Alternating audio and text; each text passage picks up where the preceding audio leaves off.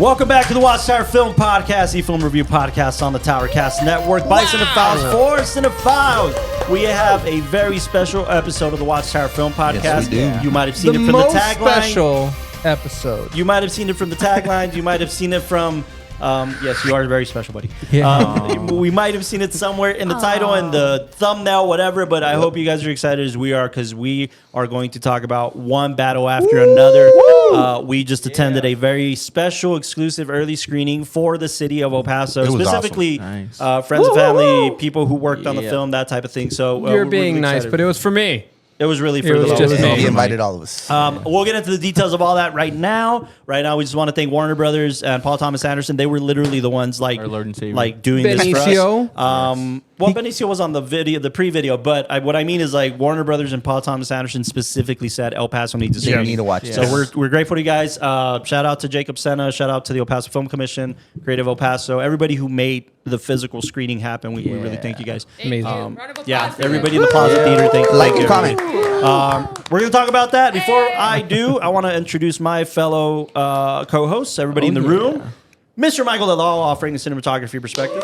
Look at this sexy guy, bro. And He doesn't even try. fellow production assistant on the set of One Battle After Great Another. player. Yes, he was. I played every day I was there. Yes, you did. Party hard, do drugs. That's nice. Excuse me? Is that what Warner Brothers will promote? That's what they told me at Crafty. That's what they told me I should say. Yeah. While you were locking down Crafty. Yeah, well, like, could I get some yeah. waters? And they're like, ew. And I'm like, damn. I got a I'm question upset. for you. Yo, Is it Mott's or Welch's? it's Mott's. It's always Mott's. It's got to be Welch's. Dude. Also introducing... This guy. Mr. Jean-Eric Castro offering a acting perspective. For That was everybody. also at the screening with us. For an actor-heavy film. Colorful Yeah, commentary for super you guys. actor-heavy I, film. I like your shades. They remind me of Leo. of Bob. I don't know what time it is. It's just been so long. God damn it. Where the fuck's my daughter? That's what he sounded. Isn't that a good impression? No. That was solid. That sounds like if I had a milkshake. Yeah, that's exactly what it sounds like. Don't panic. I don't get mad anymore. I don't get mad at anything anymore. Courage, Bob. Courage, Bob. Courage, Bob. Miss Megan Tovar. Back in the back. Yay! Thank you for having me. Again. Meg, do you have any relation to Tovar Print Shop? I've always meant to ask. I have relatives that don't talk to each other. Oh, So no. I might. Wow. All right. That's a good question. So Yeah, exactly. cool. Meg Right on. naturally was also at the screening and also has some stuff to say. But she's our fellow social media personnel for She was Hell hyping it yeah. I up. actually have a story about Benicio and my favorite boba place in the Paso. Oh, we'll get into that. Yeah, Okay. we'll get into that. We'll get into that. Interesting. Last but not least, we have Mr. Eric C.K. know. Nunez, our fellow producer on the pod, and also fellow PA on One Battle After Another. I worked on it. PA. I will PTA. say this. Wait, you Just, were real. You worked on I don't want to take away his thunder, but probably far more important than me when it came to production because he got to talk to the great Adam Sumner directly. Sumner. Yeah. You did You too. did? We No, did. but I- like he took directions from him Ah. for like On calling set. cues. Yeah, It was- But we got to have a drink with the great Adam Sumner. I The like law yeah. jelly back there. I'm Nah, dude, eternally yeah. grateful for Everyone like our on set. experience, which we talked about. We Tommy. No, this is before Tom. Oh, We can announce Tommy at the end of we're this episode. announcing shit. Whoa. We may have already been promoting it. I don't know. Yeah. We'll find out. Our fellow social media lead will take care of that. Yeah. Sadly, we do not have the very charming, the very lovely, the very great Austin Tyronius Young. He couldn't join us on the podcast I today. knew something was unfortunately. missing. Yeah. It's Austin always Tyronius missing. Young. Is my boy. My boy couldn't make it. My boy has a ton of stories about the set too. And, I've abandoned my boy. We visited the set and all sorts of stuff. He's a huge part of the story as well. Yeah. Another part of the story who's also in the room is Eric Sanchez, who you can't see. He's back there and he's Yeah. doing his thing. Hey! He might chime in a bit because he got to be on the set as well. yeah. So yeah, we got some stories. We got some stories to tell, Yeah. like Tupac. Did It Buckle was a in, biggie. I small think it might have child. been a biggie. I got a story to tell. Did they film Before this we in go El into Paso? that, should we just say what we've seen this weekend? Yes, Oh, and then I'm your yeah. humble film servant, Carlos Endo, and I just hung out on set. I don't know what that means to Dude, you got anything or hung anybody. with PTA. That's No, you know what that means? You got I just hung out. I got invited by some people, and a couple of those people we're going to talk to on the podcast, the Towercast. So stay tuned. Oh, yeah.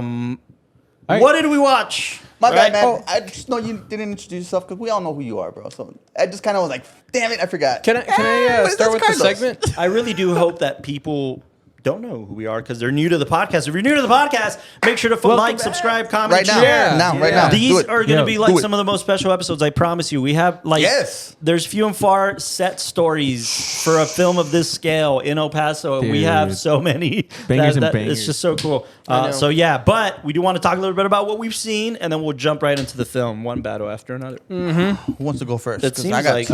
my dude. I want to go first. Go, go, Oh, go, yeah. go, Gadget. I know what I've seen this week. What have you seen? Jack shit. Next. What? actually? You I just have- saved yourself for one battle after another?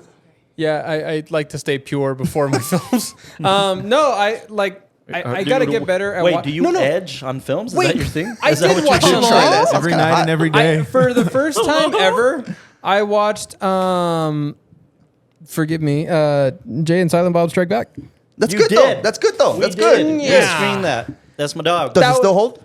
It's amazing. It's so funny. I mean, I think what happens that during the early 2000s, they just fell in love with the fart joke for no reason, and Yeah. like it's in every Yeah. like stoner comedy. Yeah. But honestly, it's a fun ride, and like if you don't take it too seriously, which I think comedies they get that leeway, we would hope. Then This certainly took a lot of liberties, but I love that Kevin Smith does his thing. yeah, He just does his yeah, thing. do your And thing. it's like Smith. the kind of the I don't want to say the peak, but definitely the height of Jane Silent Bob and the height of Kevin Smith. So he had Pool. So every cameo in that fucking Yeah, film dude. is crazy. What Like did you think of Carlin? the cameos? oh, dude, it was Ben and Matt. crazy. It was crazy Ben, seeing Matt, how like. Harlan, yeah. all the cameos, but then they're all like so like self-aware. Like I loved all the fourth wall breaks Yeah. where it was like, oh man, you know when you got to do all this Super like fun. shitty stuff because you owe somebody, and then they like looked into the camera like, like that was great. I mean, worked. Goodwill Hunting 2 hunting season. Just It's great. hunting season. Just fucking great. Gus Van Sant fucking Oh, counting yeah. money in the It's been a background. minute. It's the best, man. Gus Van Sant Carlin. has a cameo. He in has a it? cameo in it, and it's about Goodwill Hunting, directly about Goodwill Hunting. Have you read his book? Gus Van Sant's book? No, I haven't. Dude, I'll bring it to the office one day. Yeah, It's you really, got really to. good. You It's got inspirational as hell, Book especially club. hell yeah. club. I'm fucking Book down. club. Gang, It's gang. really inspirational if you're an indie filmmaker because he goes through Yeah. like he made Mala Noche on like a shoestring budget, Yeah. and then that just started his whole career. Yeah. Yeah, Mala Noche is it's an interesting piece, man. I had a Malo Noche. Did you? Malo Noche? Malo. How'd that go? Bad. Malo. The Malo. No, that's Very awesome. Yeah, Malo. I love Gus Van Sant, man. I think he's still killing it too, man. Like one of the latest films I saw of his was Don't Worry, He Won't Get Far on Foot. Yeah. Terrific Oh, yeah. picture. Man. Joaquin. Terrific picture. Joaquin was great. Yeah. Jonah Hill impressed me more in that picture. Jonah Hill was in that Jonah one. Hill killed in that Yeah. fucking picture, man. But yeah, Gus Van Sant's the king, man. Still doing it. Yeah. Still doing it. Yeah. Still cooking. All right, Jane Silent Bob Strike Back. Yeah. I dig it. You got to give it a quick rating. What would you give it? Oh man, I feel like we talked before. Like if Nice. you rate it as There's- like there's stakeholders now. no, like we got like for cinematic relevance and all that, I'd probably say it's somewhere like in a 7 or 8, just because of its pop culture relevance. And I mean, it's amazing to see what like a filmmaker like that, how much pull they're able to have, and then seamlessly work everything together. Between that one and Reboot, you saw Reboot, right? You haven't saw seen- Reboot no. first. Yes, you saw Jane Silent Bob Reboot. Oh yeah, I guess so. You did, didn't Yeah. you? I thought you did. We're going to have to make them wait. sign something So every time. that's what threw me off, because I thought Jay and Silent Bob Strike Back is still before Clerks 2. Yes, That's weird. I think. Yeah, because they're still at the Yeah. at the Quickie Mart, and that's why they're Quickie complaining. Mart? No, No, at the no. Quick Stop. Yeah, they're at the Quick Stop. Uh-huh. Yeah. No, I only asked because Simpsons? I think in terms of relevance towards like film and the film industry and like IP and turning movies into turning comic books into movies and all that kind of stuff, it still kind of holds.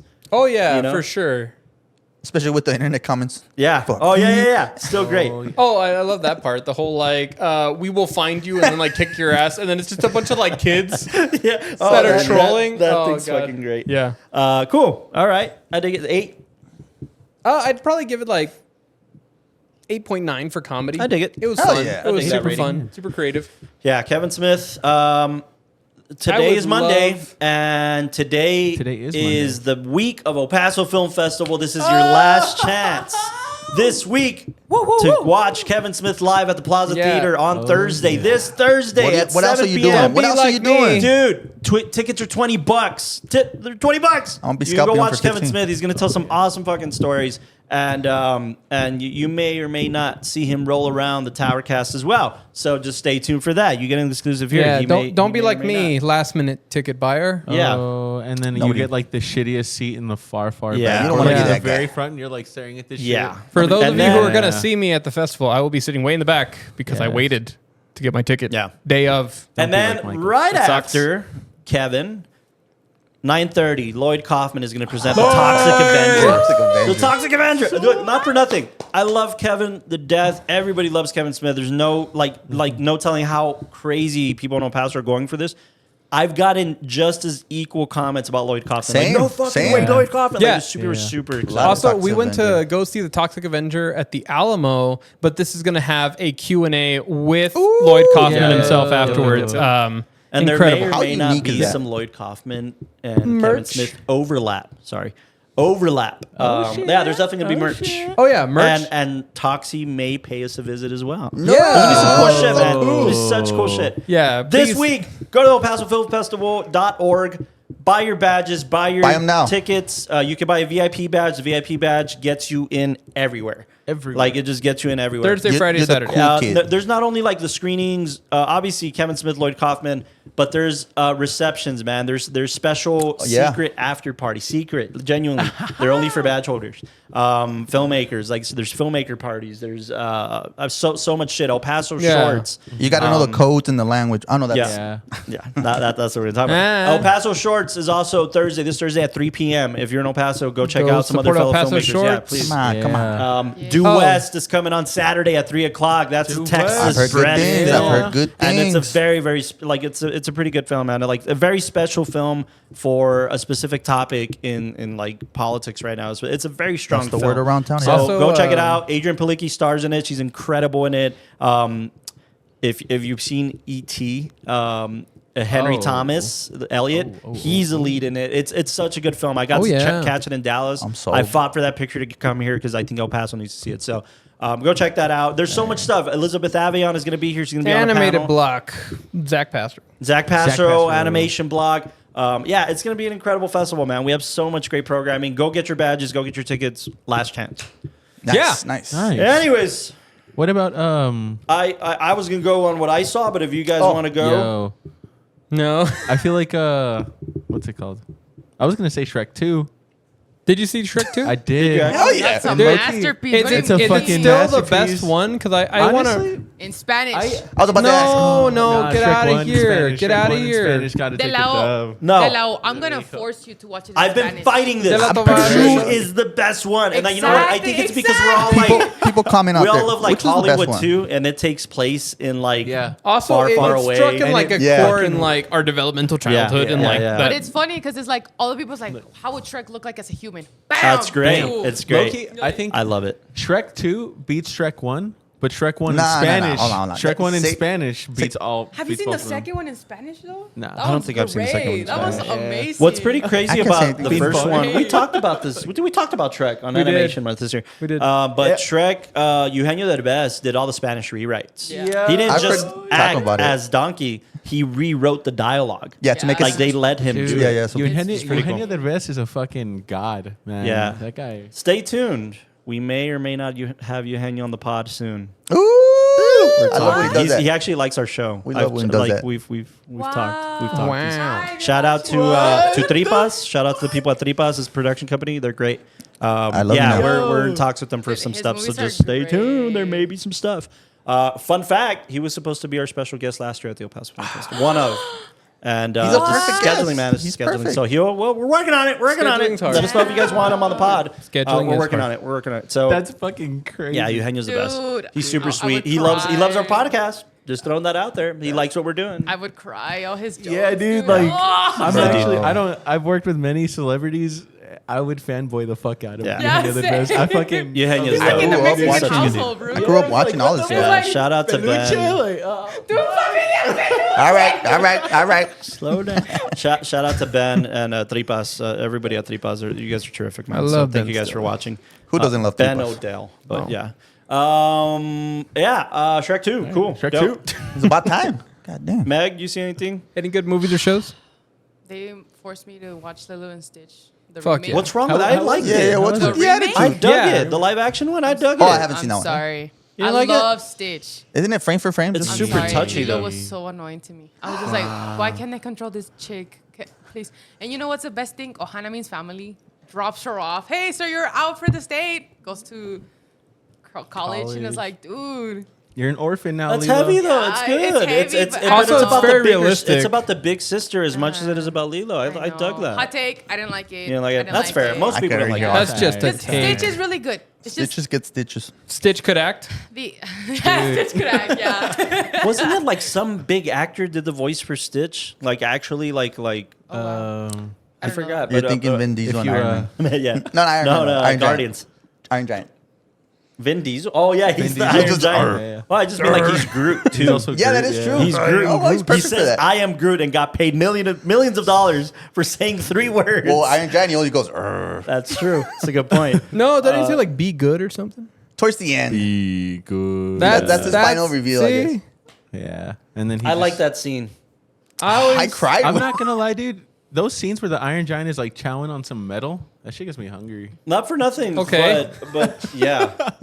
Kevin Smith has taught and Mark Meriden. They have a show called Fat Man Beyond. Yeah. It used to be called Fat Man on Batman, and then Kevin had a heart attack, and then they renamed it to Fat Man Beyond Oh. because he lost weight and shit. And so on the show, they talk a lot about comic book culture, and they were talking about the Iron Giant. If you guys don't know, like Kevin Smith did a lot of shows for Netflix, specifically bringing back the Thundercats and stuff like that. Like Kevin Smith, like revamped those things. So like they're talking about like, is it time for an Iron Giant reboot? Because of the animation And technology. I'm that we scared. have I was now. I'm scared. I was telling you about that last time that Yeah. they did a tech demo. Yeah. Where basically this new, I don't want to call it AI software, but essentially the software was able to create full 3D renders of the characters, Oh, but interesting. only looking at like the 2D palette. Yeah. And like when you look at them, they look amazing. Like Yeah, they yeah, look yeah. like So- like the best kind of, if they rebooted it in And- that style, And think I'm about against it this this. way. Think about it this way. Amblin is in charge of that project. That means Spielberg would come back to produce. Dude, but you don't want to touch something that was just so perfect. Yeah, but you know, It's kind of like Back to the things- Future. You don't want to touch Yeah. that. It's just You know, so I- perfect. I kind of agree with. I need to go- Kasha. Yeah, that's true. I need to go and watch the new Naked Gun because I've heard a lot of people talking really highly about it. And to me, Good it's, things, though? Yeah. Highly. Like I heard people saying good things about it, but it's bringing back that series where Yeah. it could have just been washed away otherwise. Like it's a reboot that says we're not trying to like say we're better than the original, but it's trying to say like, hey, if you never appreciated the comedic stylings of the Okay. Naked Gun, we're gonna bring him back to a contemporary audience. I just don't think he has the same comedic beat as who's the original guy? The one. Leslie Nielsen. Yeah. I mean, Yeah, of course not. I mean, No, that's no, why no, I get but- scared. Like, why Yeah. don't you just do But something it else? you know, But I hear what do you you're always saying. say? It pays homage. Paying Like- homage. Yeah. I think a lot of that too is a lot of people. Look, don't get me wrong. Look who you're talking to. I don't like reboots for the most part and stuff like that. But Yeah. it is introducing these quote unquote IPs, and I hate using that word, or these stories rather, to a new audience. You know, I see that aspect. Yeah. I just, The something one new thing for the though new is people. like one thing that I keep on thinking about is like our generation grew up on these original stories that became iconic, phenomenal, and stuff like that because they took the risk on the original stories. I feel like they should continue to take that risk on original stories for the Boom! new generation. Clip. So Yeah. that way our generation can still show our fucking kids, our grandkids what we've seen, but Yeah. you'll Not also just a have your remake of own it. idea of what you've seen too. I you think know? there's a good balance of it. Agreed. I think there's like, for instance, remasters. You know, when they remaster something and send it back to theaters, I love that so much. Yeah, that's you know? cool. Or Studio Ghibli Fest, like things where you Oh, can yeah. take Studio your Ghibli. kids or whatever the next generation to check these Yeah. things out in the theater. However, I agree with you. I think original stories are something we got to bank on, but people forget. This was happening way before our like. I knew you were gonna say For that. instance, Disney had a really bad era before Michael. Oh God, what was the CEO before this guy? Bob Iger. No, before Bob Iger. Bob Iger left and then came back, but before Bob Iger, Michael Eisner. Michael Eisner was saved Disney, single-handedly saved Disney. But unfortunately, right before Michael Eisner, there was another CEO that was making shitty sequels for Disney. shitty VHS sequels. Oh yeah, they go straight to like DVD. And Yeah, VHS. and they were bad. It was like Jafar needs glasses. yeah, genuinely, like stupid shit like that. So this has been happening, man. You know what I mean? Like cheap cash grabs. Yeah. So wait, are you? Was that the era of Lion King 1.5? Yes. Oh Yes. man, I remember that. I remember just I mean, that random- one was like- fun. No, but I remember. That I one remember was like great. Tarzan 2 Yes. and then Aladdin 2. Aladdin 2, and all these. It was just meant to be like a sequel That's to part everything. of the reason why Robin Williams hated Disney. Oh. Robin Williams never worked with Disney again in any capacity because they gene. basically took his voice and did Aladdin 2 without his permission. Wow. And he was like, I'll never work with that That's company again. messed They're up. evil. That Like, is. they, you know, like they didn't bring me back. They didn't care. They just did some cheap remake because he refused to do it. He's like, I'm not going to do it, man. Aladdin is so special. Genie's so special. Yeah, yeah. They were like, Yeah. fuck you. We're doing it anyways. We're taking your Wow. voice and then whatever we can't use your voice and we'll just redo I know, it. and then like Cutthroat. little did they know that later on that's the whole reason the strikes were AI. happening. Yeah. Yeah, exactly. It's a crazy situation. So it's been happening, but I digress. What did you watch? Yeah. You know, Before we get to I one got battle. to. What's I've, the correct?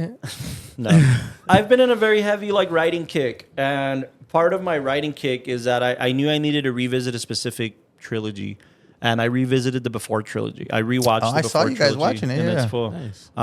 Yeah, I just rewatched it, and I just needed it. I needed to. Do you start with the first one like you should, Yeah. or do you go like, No, you know, I I always- really always love the start with- second one how they. No, I What- mean my I favorite do- is the third. So if I'm gonna revisit any one film, I revisit 3. But no, I went through all 3. You go from the start. Yeah. I do the canon watch through. You start with 2, get halfway through the third one, do a flashback to the first one, and then end it off correctly. Richard Linklater would be proud. Yeah, no, I rewatched And then watch that. Boyhood as an intermission. Just a I rewatched the Before trilogy, and I definitely needed that. Definitely needed that these days. So yeah, that was kind of Nice. the last thing I Nice. watched. That's awesome, man. So if you were to watch, well, we all got to watch another film together. We did. recently. Yeah. We got to watch Shrek 5. one battle after another at the Plaza Theater in downtown El Paso I'll say mine next week. with a pretty. Oh, Just like, you're we right. just- I'm sorry. just- I'm like doing this and I didn't I watched realize. that new one, We Weapons. watched. The new one, Oh, Weapons. how is Oh, that? fuck. I love the whole story. You know, like in a small town, little kids, you know, disappear. Yeah. The first I've been 2 hearing acts good were stuff, beautiful. yeah. Like I love the whole build up of it, like kind Yeah. of like a true story. The third act went fantasy. Like why do they do that? Oh, that's interesting. Like, oh, this is cool. You guys got these guys in this little mess. I mean, how you guys gonna get off of it? Yeah. But they Isn't went- that what like what Stranger Things is, for instance? Yeah, but I wasn't expecting that. I You thought it weren't was gonna be like, expecting oh, you know, a killer or something. No, they Sure. went straight fantasy, straight voodoo. Yeah, I see what you're saying. I felt a little bit like that with that Miles Teller, Anya Taylor-Joy film, the Gorge, or what was it called? The Gorge. Is it The Gorge? Oh wow. Because I was like, I knew that there was a supernatural thing in the Gorge. Cool. Oh, you did know. Okay, I didn't. But because that was in the trailer and stuff like that, but it was like the beginning was more kind of wholesome and grounded, and like it's these 2 assassins basically guarding this thing, and Yeah, it's I more. appreciate It almost felt like a rival in the sense of like communication and how they're trying to communicate with each other. And then it turned into they're in there, and it's fucking sci-fi and Yes, fantasy, yes. and yeah. So I see what you're saying. I that just way felt for like I got the- misled. I just thought it was. What's up? I feel that way for the OG Mr. and Mrs. Smith. Yeah. Like they were supposed to die in that tent. I'm sorry. They were supposed to get Jeez. gunned the fuck down. Wait, I've the never original, seen like it. the OG Not the Brad, Camino, right? Brad Pitt. Like Brad Pitt and Angelina Jolie. Isn't that based off of another one though? Is it? It is. Yeah. It's, Oh shit. That's the OG one It's a to me. like Oh, a fuck. 1950s thing. Yeah. 1960s thing. I guess the Brad Pitt Angelina Jolie Yeah. one. Yeah. Okay, so the remake, cool. No, you know what's funny is I think the director of that film is the same director as like Swingers. Really? Oh, Nice. Doug Lyman. Didn't see that. Wait. Yeah, that makes Doug sense. Lyman directed Swingers? I thought that was director of Iron Man. What's his name? John Favreau. He wrote Swingers Oh, okay. and starred in it. Jean Yeah. Favreau. Yeah, John Favreau. Okay, Weapons yeah, though. Weapons, Man, yeah, yeah. no, a lot of people have been talking really highly of it. I've been curious. I was waiting to see that one because that's my type of story, right? Kind of like Yeah. a true story, but damn, that third Honestly- act was just kind of a bummer. It was Yeah. like, well, I could write that. Honestly, John Eric, you could even with the beard and everything, you could kill it as the old lady for Halloween What else? from What the Weapons. I went from high to low. No, yeah, from Weapons. The old lady, the freak one, the fucking with the Bro, makeup that's a and guy. everything. That's a guy. That's a dude. I haven't seen it. I haven't seen it either. I just assumed off of social media. Oh shit! That's spoiler. Whoa, Damn. talking about spoilers. That's cool though. That's cool though. Talking about dig it. spoilers. I'm assuming we're going to be transitioning now, Yes. right? That was a Yes. perfect transition. I I'm was sorry, gonna I'm say, but in the spirit of transitioning too, I wanted to say it's because we're talking about this already. Yeah. as of today, the day of this recording, and this is pretty. I'm so excited, man, because we haven't seen the industry lose their shit this fast and this big in a while. Yeah. About like the original IP, and well, I guess it's based on something, but an original IP. And what excites me about that is like just today we have a basis of comparison. We never do this on this podcast, but I'm going to throw this out there to see if it matches or doesn't match with our alignments. Today, all the reviews were out. All the reviews have been out. I want about on it. As at the time of this recording. Rotten Tomatoes gave it a 98. Okay, so we're up there. IGN gave it a 10. IGN gave it a 10. El Paso's up there, Letterboxd, baby. it's a 4.2 on Letterboxd or 4.7 on Letterboxd right now. It's everybody's 10 out of 10 IGN. Today was the Everybody day. is giving this rave reviews. However, there are the occasional like I forget if it's Variety or Collider. There's always there are that the one. occasional. They're not. No. Even then, they're not talking bad about the film, but they're using very specific terms that I line with more. Okay. On how feeling very great about this film, but also wondering where we sit with it. And for instance, one of the terms they were using, and I'll throw this one out there just to kind of kick us off a little bit. One of the terms they were using, which I wholeheartedly agree with, though, like because you're going to hear action packed, you're going to hear high octane, you're going to hear incredible story.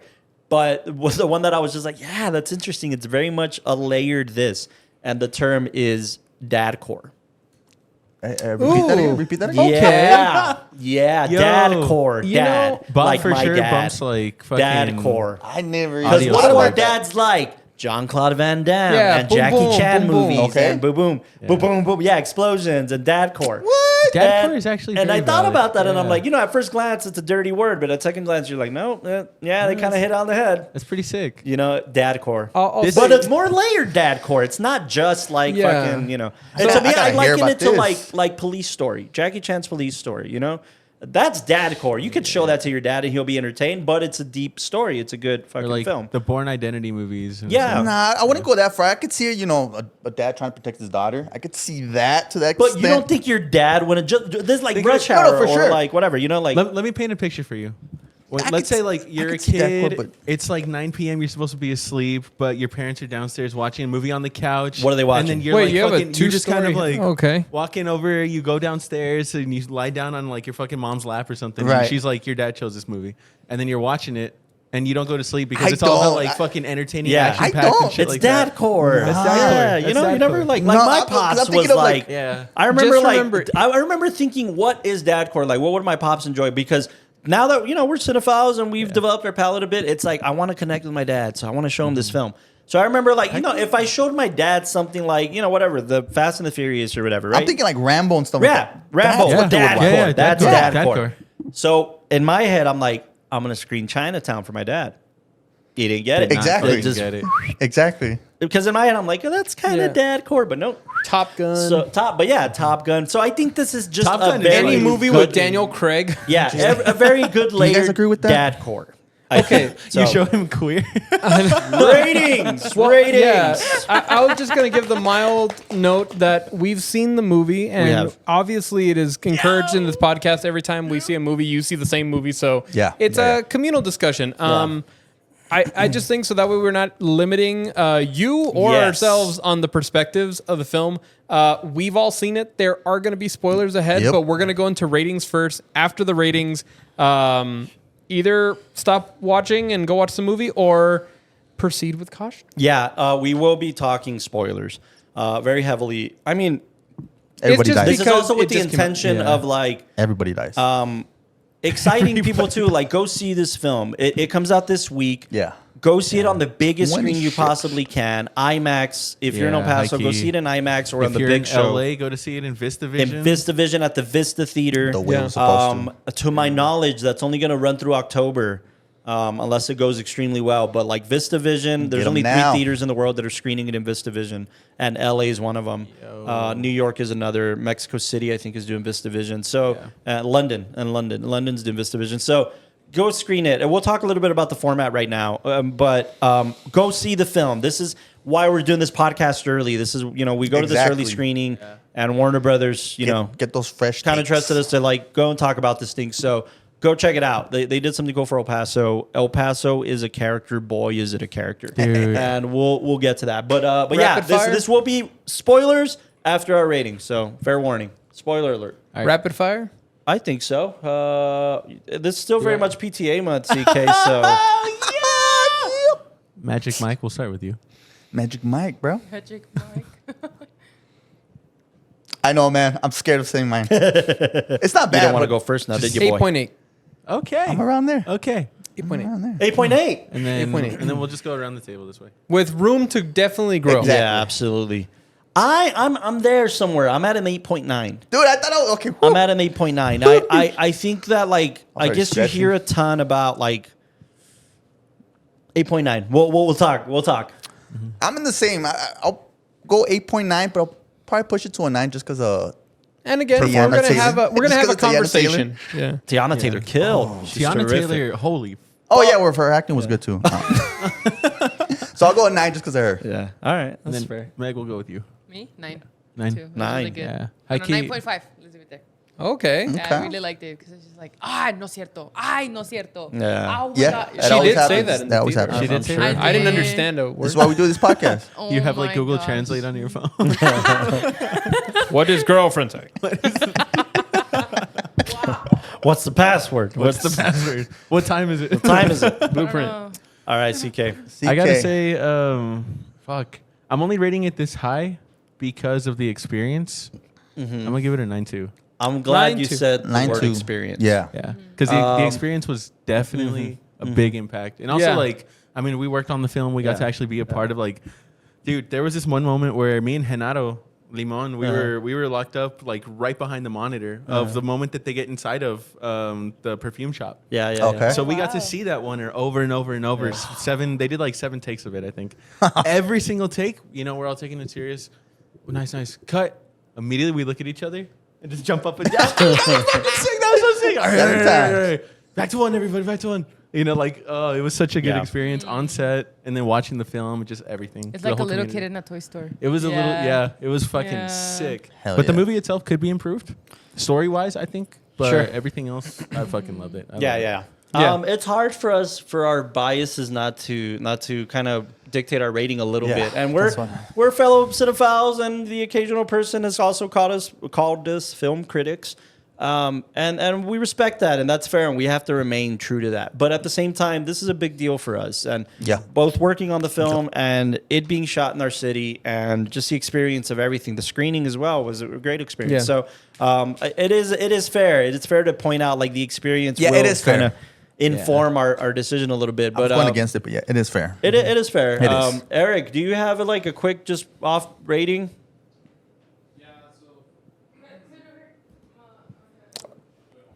Or just say, Or just scream it at the top of your lungs. Screening from the first watch, I'm going to give it a 7.5. 7.5. 7.5 Initial from screening, Eric 7.5. Sanchez. Valid. Wow. That's Long pretty time fucking watcher of high. I'm not movies. mad at that, but I would like to get your take. I on just it. figured on the action front, but also on the comedic front, I would have thought this is super in line with you. 7.5. All right. But yeah, it's That's fair. That's fair.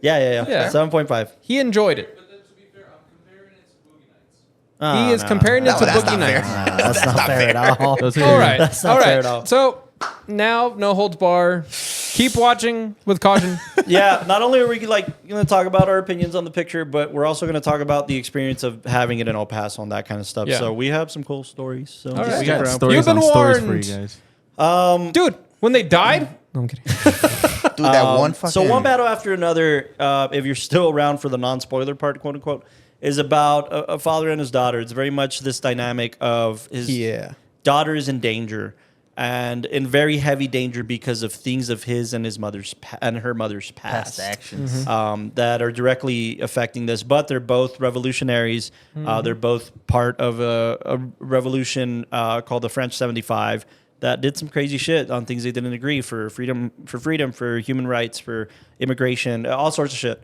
That is very relevant, but it's very, very special. It's a good conversation. So that's essentially what the film is about. Yeah. And we haven't even said this part yet. It stars Leonardo DiCaprio, Sean Penn, Benicio del Toro, Tiana Taylor, Alana Haim makes an appearance as well. Regina Hall did incredible, I thought, as well. Dude, she came Dude. back. Hell yeah. Now, out of all the cast members, who do you think was the biggest standout? Sean Penn. Sean fucking you. Penn. I think dude. Sean Thank Penn was you. incredible at this. Sean Penn needs to get nominated, and honestly, I think Tiana Taylor deserves the love too. You If she think had so? more, if she had more screen that- time, I'm with you on that. she was one of those where like her performance was like, "Yo, you're killing it. You're very much that character." And then your acting is very like cleaned up. It's like Paul Mescal in After Sun. Like it's so good that you don't even feel like they're acting. But Sean Penn, his is you get that notion, but you also feel it with his character too. Like, oh Yeah, fuck, yeah. you're a different human being entirely. I'll But I toss think this she- out there. think she deserves I the agree love. with I Sean think- Penn's part, yeah. but with Tiana Taylor, I think like she could have gotten it cleaned up a little bit. She was like, going a little bit like using that those what do you call it? Just language that you wouldn't see in a movie like that. And I understand that's So- for her character, but it just didn't roll off the tongue for her, I guess. The daughter, Oh yeah, She was incredible too. first did movie. Yeah, this was her Chase Infinity. Chase Infinity. This was her first film. She's been in Yeah. TV shows and stuff like that, but this was her first motion picture that she starred in. She was terrific too. Yeah. I liken Tiana Taylor's performance closer to Chase Infinity's. I think they're terrific. Yeah, they are. But I think they both need some growing. I think Exactly. they both Yes, need to for grow. sure. Because Tiana Taylor, she's not an actress. She's No, a she's singer. like a singer rapper type deal. So she's dabbling. I'll in say this. this. I'll say with her performance, again, it serves the story so well. Absolutely. And I mean, at the end of the day, it's almost like we talk about stories that are so well written and Yeah. characters that are so well written that you could almost put anybody there and it would flow really Sure, well sure. because of how strong that character is to the rest of the true, plot. I agree. I do think though that just story wise, she served the story extremely well. did. But her character was more of a plot device. Exactly, And that's what she I'm didn't saying, and yeah. she didn't get the screen time that may warrant this fuller performance. Yeah. Well, here's my first question. Why did she leave just like that? I know she's scared for her daughter, but What choice? It's a matter of choice What at this choice? point, right? Yeah, think about choices, right? What choice stop does doing she have at this crazy point? shit. No, Well, it's no, but because that doesn't matter. You know, No, I know. She, well, did, yeah, she yeah. was either getting locked up Exactly. or, you know what I mean? I Like, just felt like that was But- too harsh. And I know that's her character. Also, I feel like it deals with the question of a lot of the contemporary crowd right now. I mean, this film is very reflective of like our time. So with things like Yep. the Black Lives Matter movement and like different protests that are going Yeah. on right now, Immigration. With all that's going on, you see these people who will come up in the news and be screaming and shouting and fighting. And I think it does ask the question of like, what happens when that person decides to hang their coat? And can they ever? Yeah. And is that allowed? And with her, it's this whole notion of like, sure, I found love and I have friendship and everything, But she still wanted- I'm never gonna hang up the coat until she has to. And then when she does, later on, that's when we see in the film, it's one of the biggest regrets of her life. It you gets know? pretty complex, With the letter. though. I mean, it gets pretty complex, especially Yeah, about. it does. You would think somebody like that, or in any position, would hang up their coat once they have a kid. In Yeah. her case, it's so like reflective of who she wants to become and yeah, whether a domestic situation is going to hinder her and her desire to be a revolutionary coming from a long line of revolutionaries. Like, is my husband or my boyfriend or whatever and my kid going to dictate what I get to do or don't do in this life? I've never lived by anybody's Yeah. rules. So why You see, should I start that's now? another I reason love why how I feel deep like it- her performance is pretty strong because even It in that is. moment It is. where like DiCaprio was like, I love that scene was like they switched the roles, the gender roles, where like she's the girl that's trying to sneak out and he's the one that's like up in the middle of the night holding the Yeah. baby Yeah. and he's like, where are you going? They even kind of like played And- into that. But even in that scene when it came down to the serious point and he's like drilling into her, like, what are Yeah. you talking about? And we have that shot where like it's just her staring ahead. You could feel the weight. You could feel Yeah, the weight. absolutely. I think also- that's also servicing his arc, though. Yeah, That's like, yeah. you know. Yeah. It's indicative of the fact that like Leo's character, even though he's like helping out in the revolution, he wants to be a part of this, but he also kind of like is very, very quick to say like, hey, we had a kid. I'm cool Yeah, just he staying at acknowledges home the and kid. And let's she's just like, get married. no, and you all that. forgot. But And- that's the conflict. That's a two-sided coin. She's got to have at least a premonition of like, this isn't my fucking kid.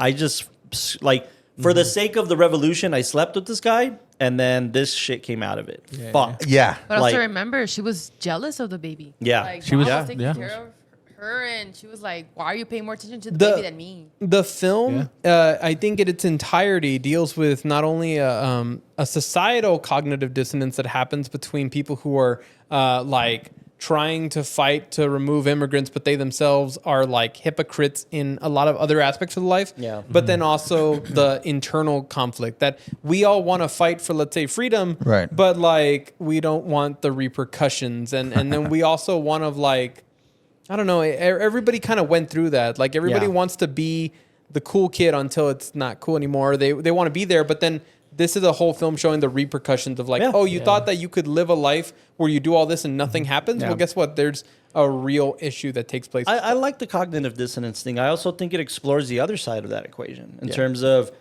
do people in power or a different class system have any repercussions?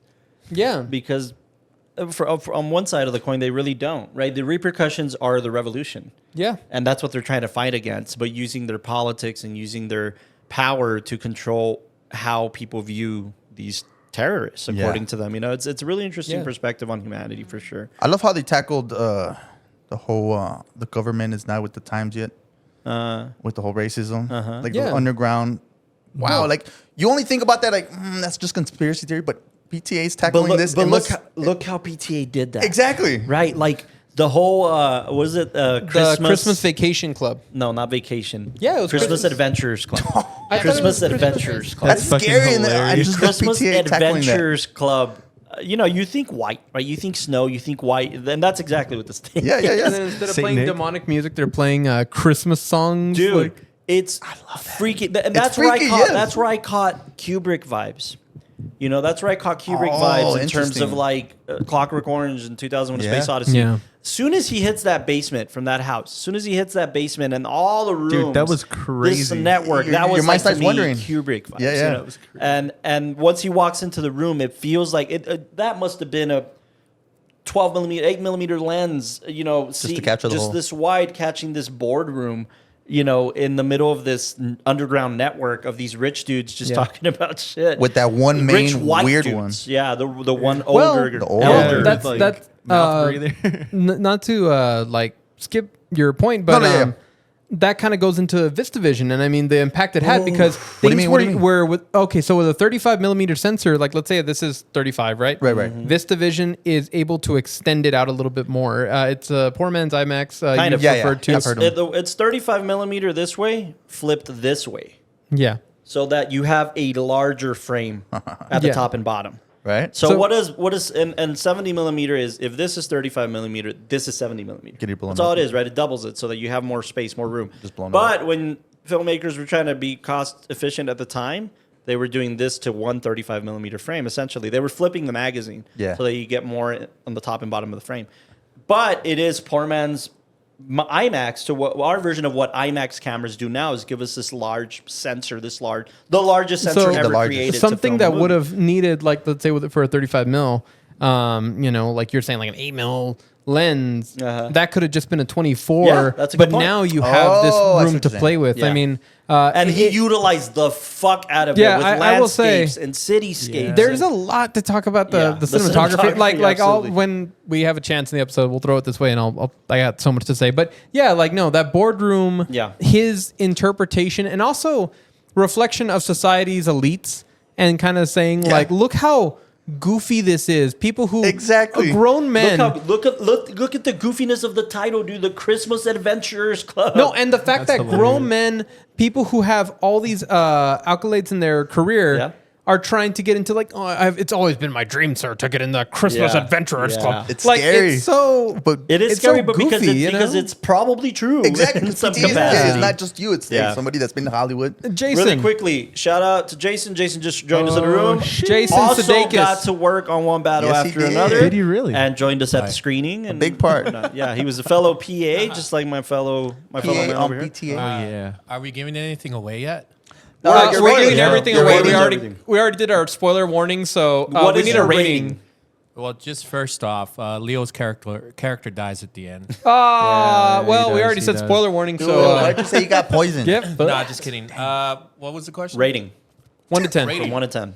It's tough because, like, since it's an El Paso film, We were just talking about it. I can't give it a low rating. I'm glad you said that. Yeah. We're all kind of on the same page Yeah. that the involvement of the city, the involvement of us in it, like it's kind of It's biasing fair, a little bit. Yeah. But we're still trying to remain fair. Like we're still Yeah. saying It's like, not a hey, fair- this yeah, is kind of where it's at. It's not a What's the perfect scale? film. 1 to Okay, 5, 1 to the- 10. the 1 to to 10. If Yeah. do you want to hear our You ratings? can do points as well. You do decimals, yeah. Would that help? No. Cool. What do you give it? 1 to 10. 1 Decimal to 10. points. I'd give it a strong, just because of El Paso. I mean, it wasn't a bad film. Well, you got to include a little bit of the story and your experience. 7.5. 7.5. Same Same thing. over You there. matched Eric. You matched Eric Eric. said the same thing. We all went a little higher. Yeah. I was at an 8.8. 8.9, 8.8, 8.9. All right, cool. Yeah, I mean, look, it's one of those things where this film, it really, and this is, look, people have been asking me. I bumped into everybody after the screening who were asking me for my opinion, and I wasn't ready. I wasn't ready for the either. question. I wasn't ready for the Yeah. question. I remember talking to Anthony at like pizza joint and shit, like after the fact. I'm getting these questions. I just remember saying this. I don't want to answer because I'm still caught up in the adrenaline. And the adrenaline shouldn't inform if this is a good film or not. Same. Right. And not just the adrenaline of the picture itself, because you walk out of there feeling like, what a fucking ride. Exactly. Yeah, high key. You know, and it is, man. And I started thinking about the roller coaster, the allegory, or like the parallel of it being a roller coaster when you see the I was about to roads, say right, the last. waves. Oh, yeah. It's very much a roller coaster of a film. But just like when you get off a roller coaster, you're like, fuck, that was great. But then you think, man, that turn kind of hurt my neck a little bit. Or, you know what I'm saying? Like, you still have to sit after the adrenaline and think, cinematically, what is this doing? Cinematically, what is this saying? And I think that's what it is. I think you're going to get a first screening that's high pumped. And this is why you need to watch it on the biggest fucking screen you possibly can, because you get to experience that. I'm positive down the line, they're going to do the same thing that they're doing for Dogma right now, which is that 4DX screening.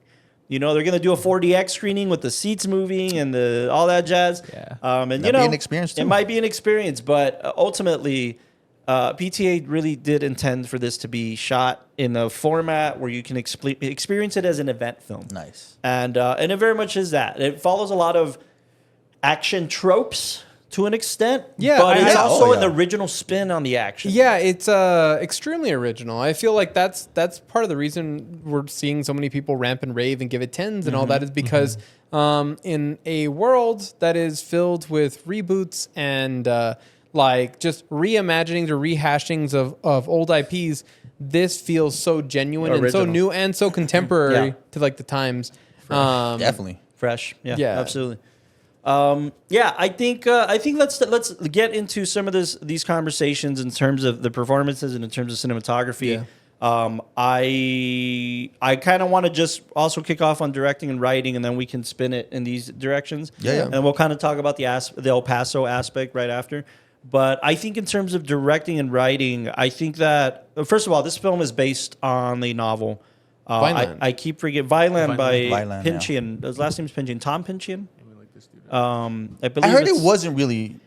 So the PTA has done this before. PTA will take the first 100 pages of like There Will Okay. Be Blood. Okay. He took the first 100 pages of oil and then just did the rest himself. Like So, yeah. So he did adapt it, and he's still very much basing it on Vineland. He's been very open about that. But he's basically saying like, I took Vineland. Number one, Vineland takes place in like the 80s. So like this is modernizing Vineland. Modernizing it. And modernizing it with modern problems and modern situations and modern political tastes. and but stuff like if it went up for award, this would be an adapted screenplay. I don't know. I don't think so. Yes, it might be. Thomas Thomas Pynchon. Pynchon.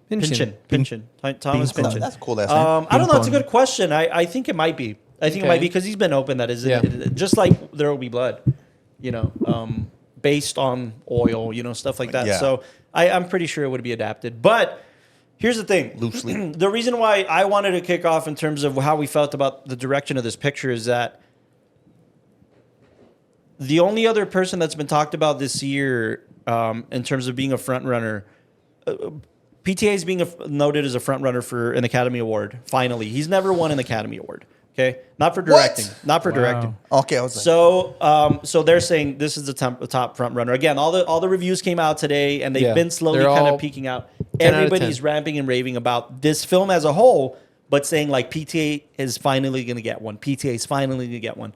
And I'm exploring that in my head a lot, and I want to know what you guys think as well, because though I think PTA is showing, Chops? I started to feel this way in Phantom Thread. Phantom Thread is where I really started feeling like PTA is showing his maturity as a storyteller.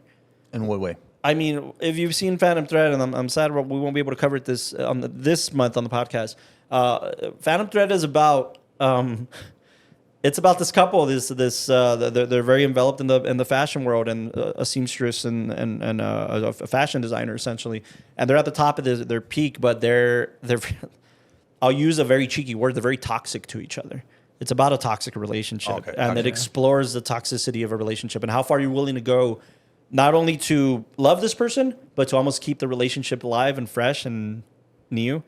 And it takes a really crazy turn. So you're talking story-wise? I think just as a director, he's using different situations to honor what the story should be, as a good director should. Okay. And he's also exploring and experimenting. And I think with One Battle After Another, I like that PTA as a director thinks One Battle After Another has been developed for about 10 years. He's been thinking about this for a while.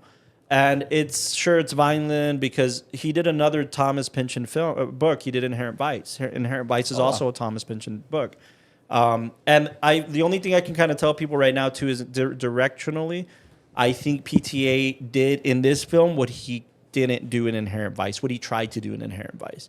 In Inherent Vice, if you see it, it's comedic, it's funny, it's kind of this detective-based kind of situation. That's as far as it's it goes. also about family and the lack thereof. And Joaquin, I just think it falls flat after a while.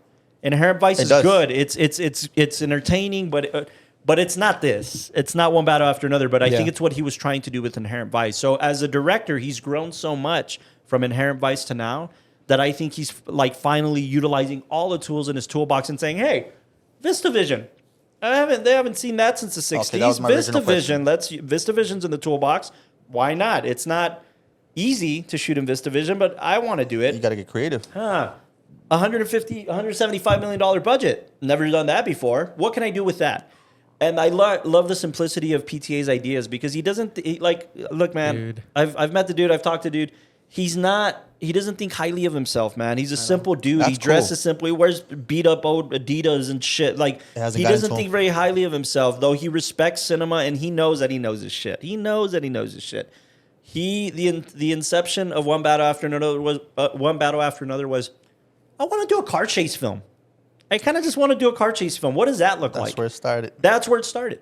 I kind of feel like I want to do a car chase film. What does that look like? Yeah, never done one. Right? No, I mean, not to this extent. Yeah. One of the crew members on set said it perfectly. I asked him like, "Hey, so what's the budget?" And he was like, $170 million, but we're shooting it like an indie. Yeah, and that perfectly describes like pretty much the whole entire situation. Like, I don't even know if there was a soundstage involved in this whole entire set in the shooting or anything like that. Like everything was on location. Yeah. Wow. The officers that were there, they were actual people with that kind of past. They weren't fucking actors. Like the dude that's interviewing the kids, everybody, the storefront people, everybody. The skaters are literally skaters from El that's a Paso. big part. And we've talked about this a little bit in this Shout out to the retrospective on skaters. PTA. He is probably, in my opinion, aside from people like Francois Truffaut or Federico Fellini, he knows how to use authentic people for roles. He authenticates people but he has a great balance. This is a star-studded cast, but all of your supporting characters are people. Because that could go south. In case you didn't know, all the police, like he's saying, they were all actual cops and officers in El Paso. I was helping out with the police. I was helping organize the police line with the second. That's why I was able to communicate with Adam directly. Fucking some of the police officers, I'd be walking over and telling them like, all right, so make sure that we're gonna get you guys 3 over here on this queue, and then afterwards we're gonna hit you guys over here. As I'm doing my fucking job, my mom's a real estate agent in El Paso. As I'm doing my job, one of the police officers is like, hey, you're Anna's son, right? Oh wow! I'm like, what? And she's like, yeah. I used to date your mom like a way back when. Like they're authentic. Anyway, and then you were like, Adam, we need this guy offset. We need this guy offset. Get this They should guy have followed away. this I story. want to give while we're on the topic, I want to give a big shout out because he's not even on the El Paso PD force anymore. To Dwayne Johnson. Dwayne the we gotta Cop give it up for Johnson. my man Johnson, DJ. dude. Dwayne the Cop Johnson. Dwayne the Cop Johnson, and I'll talk a little bit more about him when we talk about like our experience with him. But Dwayne the Cop Johnson was fucking killing it, man. He was the guy in charge, the cop in charge of this production. at least in the El Paso units. And boy, did he fucking kill it. He was incredible, like organizing all this shit with the cops. That's cool. Dude, Dwayne the Cop Johnson. Dwayne the Cop Johnson, that's my dog. If in case you didn't know, I don't think he does. He doesn't do this anymore. But anytime there was a production of any scale where there was going to be street closures, where there was going to be Off-duty officers. off-duty police officers for productions in El Paso, he was the guy for the El Paso Police Department. That's a big deal. So we've worked with him in the past and stuff like that. But it was really on the PTA set where we connected, and he's super cool dude. So shout out to Dwayne the Cop Johnson. Man, that He's whole- now at the UTEP Police a local Department. favorite.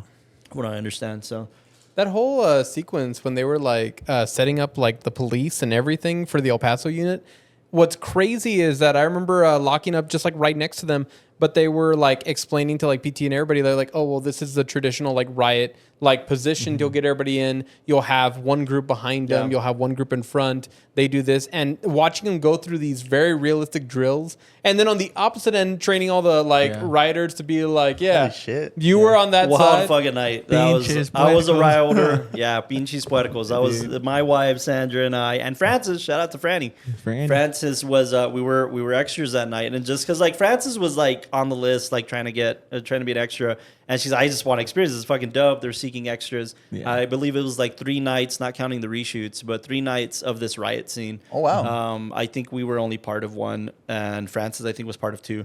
And but this whole situation was pretty great because overnights are killer, man. They're fucking. Oh yeah, you're talking. Overnights, dude. You're talking like- showing up at 4 p.m. and wrapping at 5. No, we if were up you're to like lucky. 6. I Yeah, remember like our yeah. video was like at 6 a.m.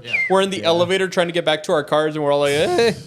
Yeah. And how do they shoot those? Is it like an hour of setup and then maybe just 1 or 2 takes and then go to the next No, one? no. or So what ends up happening is that basically they set up the scene, right? Like we're talking about the exteriors, but for the scene, like what they'll do is that they'll get all the crew there. They basically go in waves. So Yeah. lighting crew would be there Oh. first. Set design would be there. Then at a certain point in time when the production came in, Pyro, it would I be getting in all of your extras to walk over to set. Oh, shit, okay. Lining them up all where they need to Put 'em- be. yeah. They would give them directions, go through a couple of rehearsals. Yep. Once everybody was ready, they'd do pictures up. And then once picture was up, they would get a couple of takes that way and then move Yeah. the camera, but they'd keep having the extra doing the same thing. That's why Just move you're camera. able to get so much coverage Yeah. of that same moment. And by the way, they just like anything else in film, this sequence maybe was on That's what I'm screen saying. for 10 seconds. Exactly. That's what but it's my crazy original because question. for us, it was 3 nights of the 3 nights. exact same That's thing. where my question comes and, from. And like again, man, we were in extras. At least when I was an extra that night, we were in holding for 4 fucking hours, man. Maybe 6 hours at a peak sometimes because they would take us to set, position us, say we're not ready for you, go back to holding for another 2 hours. So like it was pretty. Did, it was did pretty they have rough. that show where it's like, we need more energy? You guys Oh don't look man! like... Shout out not for me. to the key PA, Andrew Hanks. Andrew Dude, Hanks. Hanks. That dude, I don't know how he wasn't having an aneurysm every 5 Oh, seconds. yeah. because Shout out to Hanks. Did you see him walking around? He had fucking like 6 sidearms. He had a just walkie around for it. every department. Why boom, though? Boom. Because Was what it getting happens? too hectic? No, no. so There's fucking- there's all these different departments. You have extras in cars driving, so that's one walkie channel. yeah. You have the PAs that are in holding with the other extras. That's another channel. Just you trying. have main production channel. You have a channel for like locations and stunts. Like, but he was talking to all of them, being like, okay, stunt team, back to 1. Car guys, Yeah. you're doing Dude. good. Yeah. But and he would remember everybody's Yeah. name. That was the MVP. craziest part. He'd be like, hey, Tony, I need you to back up the car a little bit. No, Susie, you stay there. And then you like go to Yeah. a different That's why walkie. he's got that job. And like yeah. he would go and like be communicating to everybody. The Shout first day out. we saw him, I remember Carlos and me both looking at him, jumping up and down in rage, being like, Yeah. fuck, like I have He to was- organize all this. Like he was having a rough time. But I mean, but it was he held his like- own. He Yeah, kept- he held his he held it own, down. and honestly, like the work that everybody did on that like crew, it shows in the Yeah, picture. yeah. Yeah, absolutely. I mean, look, there was I have to ask. a special set of crew for sure. And we'll talk a little bit more about that right now. But I think we should talk about the cinematography and the performances before we kind of get into I'll say my making. I'll say my Sean piece on the Penn. cinematography. Oh, I'm sorry. I was just gonna say the Sean Penn performance was fucking. I can't wait to talk about that. I can't wait to talk about that. Yeah. you You almost stole it. Well, here, I do you still go wanna- cinematography, then we'll go performance. Okay. Because I think we're gonna spend some time well, there. cinematography wise, I mean, like being behind the monitor the few times I was, and then this camera crew, seeing Colin at work. Shout out to Michael Bauman. Shout Michael out Bauman. to Mike Bauman. Shout out to Colin Anderson, to Tommy Danksel, which Just- will Who be was on the the, podcast this week on the Yes. Tower Cast. Who was the stay tuned. second Story, AC check it on out. it? Oh man, Do you guys remember her name? 'Cause she was loading mags, Dude. man. She was doing great. she was really cool. I heard somewhere that she was considered the number 1 or number 2 Everybody- best AC in the everybody on this crew. Everybody was You could ask- in the top Everybody. 3. Yeah. Everybody on the crew was Including the late great Adam Sumner. Adam Sumner, was number you can 1. go. Who wrote the article about him last? I think it was Hollywood Reporter. Yeah. They wrote this article on the legendary Adam Sumner because he was not only everybody's first choice for first AD. This means Spielberg. This means Scorsese. This means PTA. He was also, towards the end of his life, towards the end of a career, credited as a producer on a lot of the films he worked on because of how much he did, how much weight he pulled. Like, I remember after meeting him and stuff like that, I went back to some of the PTA films, and in the Licorice Pizza Blu-ray, you go to the behind the scenes, you go to the test shoots, and Adam Sumner's there, fucking ripping and roaring and doing his thing. Like Wolf of Wall Street, everything. Wolf of Wall BTS, Street, everything. Yeah. everything, man. He's just incredible. And you see the same thing with people like Colin Anderson, man. You see Colin Anderson's resume, man. Fucking A. Like, this dude's been on everything. I remember, genuinely, just one after I met him, we're chilling. He's super sweet, like British dude. Both Adam Sumner as well. Adam Sumner's a British dude. Was he British? Or, Yeah. Sounds British. he was British, and Colin Anderson, like super sweet but super shy. The complete opposite of each other, by the way. Like, Adam was not shy, but I remember just like met him and said like, "Yeah, Colin is cool." And Tommy would tell me that you should get Colin on the podcast. That dude's career is fucking crazy. And I was like, "Yeah, cool, that'd be cool." But I remember I was watching Argo with my wife with Sandra, and we were watching it because Sandra had just come back from DC, and she went to a lot of the locations where they shot Argo, and we're watching it, and I start seeing the behind the scenes. And there you see fucking Colin Anderson operating the camera for Ben Affleck. Like, he's everywhere, dude. He was fucking everywhere. Yeah, all of these, like, this camera team was, like, second to none, man. They were fucking incredible. they were on top of their game, like, to an nth degree. But I'll talk about the images. Like, VistaVision, I think, really takes full effect in the fact that when PTA wanted to go wide with this film and really showcase things, you see him do that beautifully. You see all these landscapes, the way everything's lit up. I'm thinking also of the scene where Leo's running on top of the buildings, and the way you see the background, like that's what impressed me so much. And we saw this scale. It wasn't green screen. It wasn't the city was on properly location, lit. Jumping on rooftops and everything. But even like going from there, going to the church area, which is gorgeous. That whole sequence I'd love to revisit the because texture and the cinematography. Yeah, man, it felt very gorgeous. very similar, like classic spaghetti western kind of cinema. These just single light source with these beautiful, almost like painting images on the screen. Dude, the dichotomy of that, now you got me thinking about it. It's really cool. Like, because you're right, there is a lot of desert. There is a lot of, the cars, the horse. There is a lot of homage to classic westerns, American westerns. And spaghetti westerns, but at the same time, I say the dichotomy because the cityscapes and the modern kind of takes on like a lot of it felt like Heat, a lot of it felt like Michael Mann pictures and what's the other one with Jamie Foxx? Jamie Foxx. The first digital film that they shot on the Viper. I was gonna say Jamie. And Tom Cruise and Jamie Foxx. Fucking Collateral. Collateral, wow, man. okay. It felt like Collateral in a lot of these cases. I was gonna say it just it really shows that they knew what the location was gonna be doing. Like these wide cityscapes with the chaos and everything. It also kind of helped you feel the emotional tension with Leo's character Bob.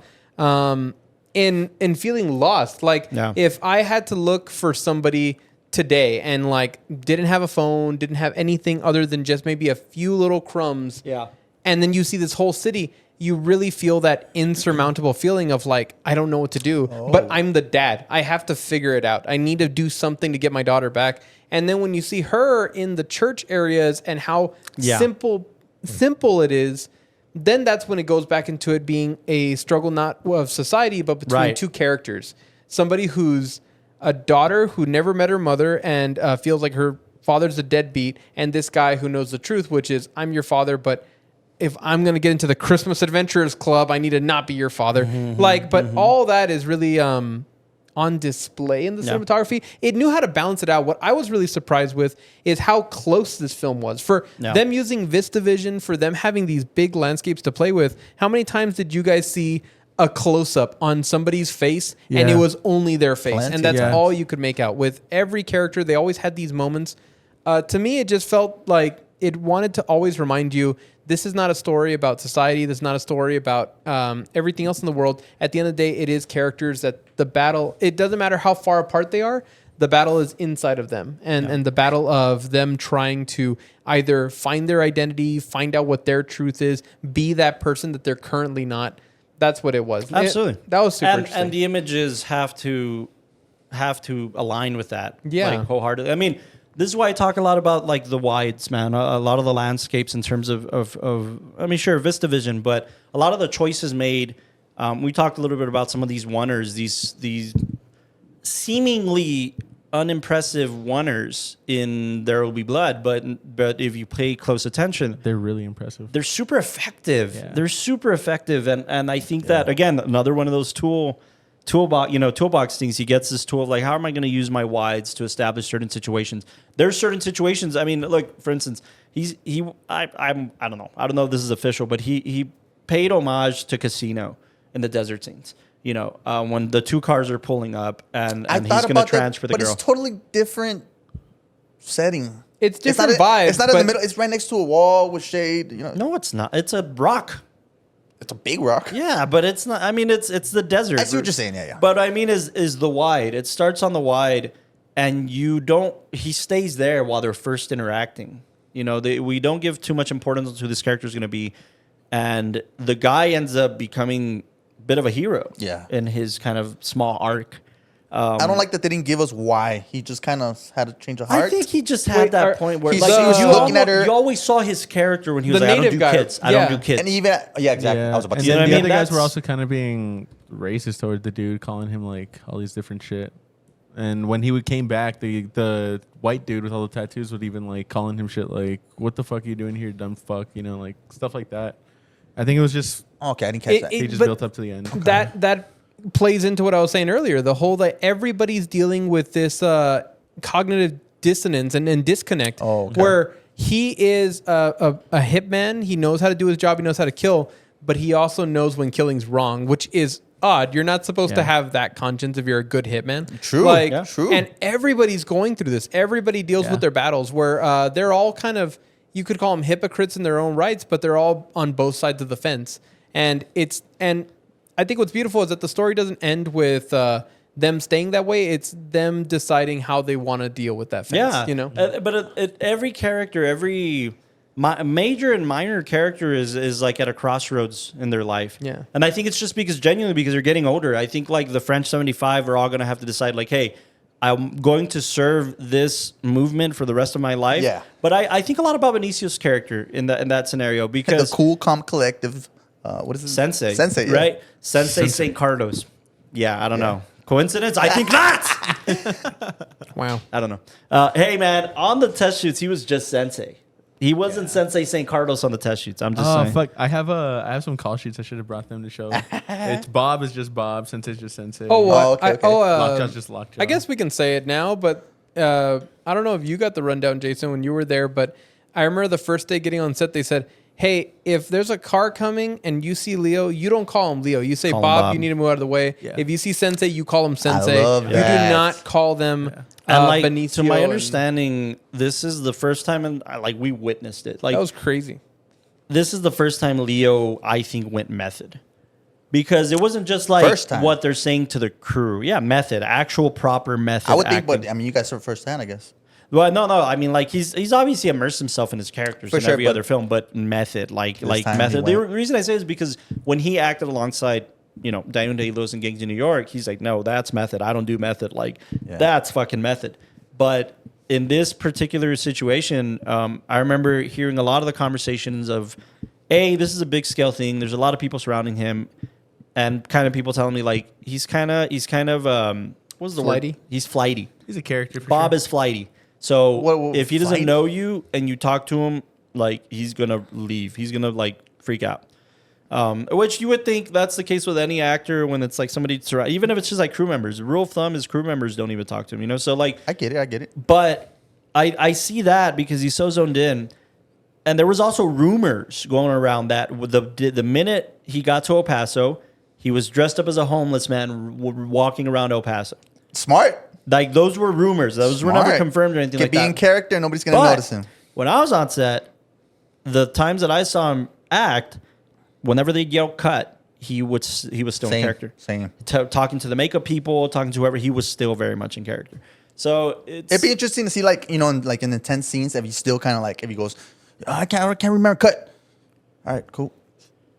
I want to see that. I feel like part of him also being more flighty in El Paso is that at least that character in that moment is the world's looking for him and he is trying to dodge everybody. So if you're trying to stay in character, you can't just, be relaxed and then go into the scene. I think you have to stay in that energy of like everything's around me, right?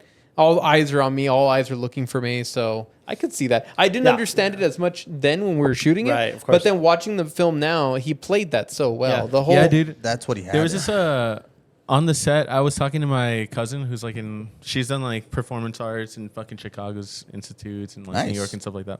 And she was very interested in knowing what it was like be working with Leo. And I told her like, as soon as they would say cut, he would just turn it off, sit on an apple box, and hit his vape. Yeah. And I remember she told me verbatim, like, oh my God, the vape is so horrible for you. I can't believe, I can't believe that he's doing that. But his character and then watching the movie, then it was just like, ripping the makes vape. sense. I was like, yo, like, and it's so the natural. guy that was on the apple I box thought and the just same staring. thing. he rips vapes though. And I was That talking makes to sense. Levi. Levi was a stunt double, and I kept like, because Levi's cool, just like you two, dressed up in these outfits and just hanging around. But Levi is a much more cool dude. He was like, dude, next week I'm gonna be a stormtrooper on the Mandalorian or whatever. Like he's a chiller dude. He's got chiller vibes, and he's younger. He's like way younger. I remember that when we met Levi, I didn't know. I didn't know That's right. about this whole thing. So the scene is, and they didn't even show it. They cut it out of the film. Yeah, they didn't show it in the film. But essentially, there's a moment when Leo's character Bob is running across the street. And he sees the dojo. So he's running. And as he's running, he's like telling cars to stop and they're almost hitting him. Yeah. So they have stunt drivers and they have him where he's running across and he's like skipping around and he's like trying not to get hit. And then he finally gets to the front of the dojo and he's like banging on the window like, you got to let me in. Well, I remember that whole sequence played out and I was on the corner like making sure nobody like passed through or got near the window. Yeah. Well, then they're like, okay, cut. And then, he's walking back, going to reset to 1. And he comes in front of me and then he says like, oh, Hayes, how's it going? And I'm like, oh my God, Leo's here asking how I'm doing. Like, what the fuck? And he's like, yo, my name's Levi. I'm his stunt double. And I'm like, oh, I'm just an idiot. Like, it's cool to meet you. And Levi was cool. He was talking to everybody. Yeah, like he was chill. He was fucking dope. But He met your wife? He did. Sandra got a kick at the fact that like he was being super cool and we're talking about shit. And then I said something to the effect of like, are you here for the whole run? And he's like, 4th of July, dude. I'm out of here 4th of July. I'm like, why is that such a thing? He's like, oh no. I was like, where are you going next? He goes, I'll go back home to LA for a little bit. I got 3 weeks of break and then I'm on Mandalorian. And I'm like, what the fuck are you doing on Mandalorian? He's like, oh, I'm gonna be a stormtrooper. Yeah. And Sandra, my wife, who like loves Star Wars. She's like, what the hell? You're gonna be a stormtrooper? He's like, yeah, it's pretty chill. And I've been on the set before. Like he's done other seasons and shit. Yeah. But he's a super cool dude. That's like cool. We follow each other on Instagram. The crew and stuff like is that. He's a good. All the crew, Dude, all the crew for the most part. Was pretty good. There was this one instance where like I was locked up. And some dude comes over here with a pal who has a backpack, and these guys have like red eyes. They're like in their 30s or something. And I'm like, hey guys, my bad. I hate to do this. I got to kick you guys out the set. This is a locked up set, the whole thing. And they're like, they get closer to the set. Oh, what are you guys doing? Filming a movie? And I'm like, sorry guys, you guys got to go. Like, you're jeopardizing my job at this point. I'm so sorry. And they get closer to the set. Whoa, what movie are you guys filming? And they start walking towards the set. And I'm like, bro, like, I just radioed in, yo, guys, we got bogeys that aren't cooperating. Yeah. And then I see this fucking guy, like, this fucking dude is right. The camera, like, hours later, the cameras are pointed at this guy. And I'm like, who the fuck is this dude? And then he comes over, hey, so are you guys filming a movie?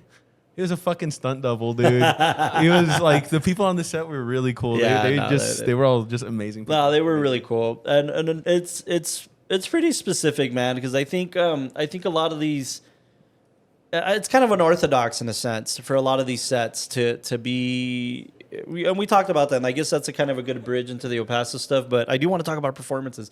That they accept the community and they kind of immerse themselves in the community and they immerse themselves in the landscapes that they are. I don't know, like Jason, did you have any like, instances on set where you were running into people? He was next to Sean Penn. I was. You were next to He Sean is Penn. Sean Yeah, Penn. I am Sean Penn. I'm locked. Were you as rock hard as Sean Penn? I was bricked up. Oh yeah. Why'd you look at me when you said that? Because Who you was saw taller? him. You saw him on set. Yeah, Bring you bricked saw up. me on set. Who's Yeah. taller, you or him? I think we're around the same height. It's a Really? close fight. Yeah. Yeah. Yeah. Well, I met this guy on set. This is the first time we ever Really? met. Yeah.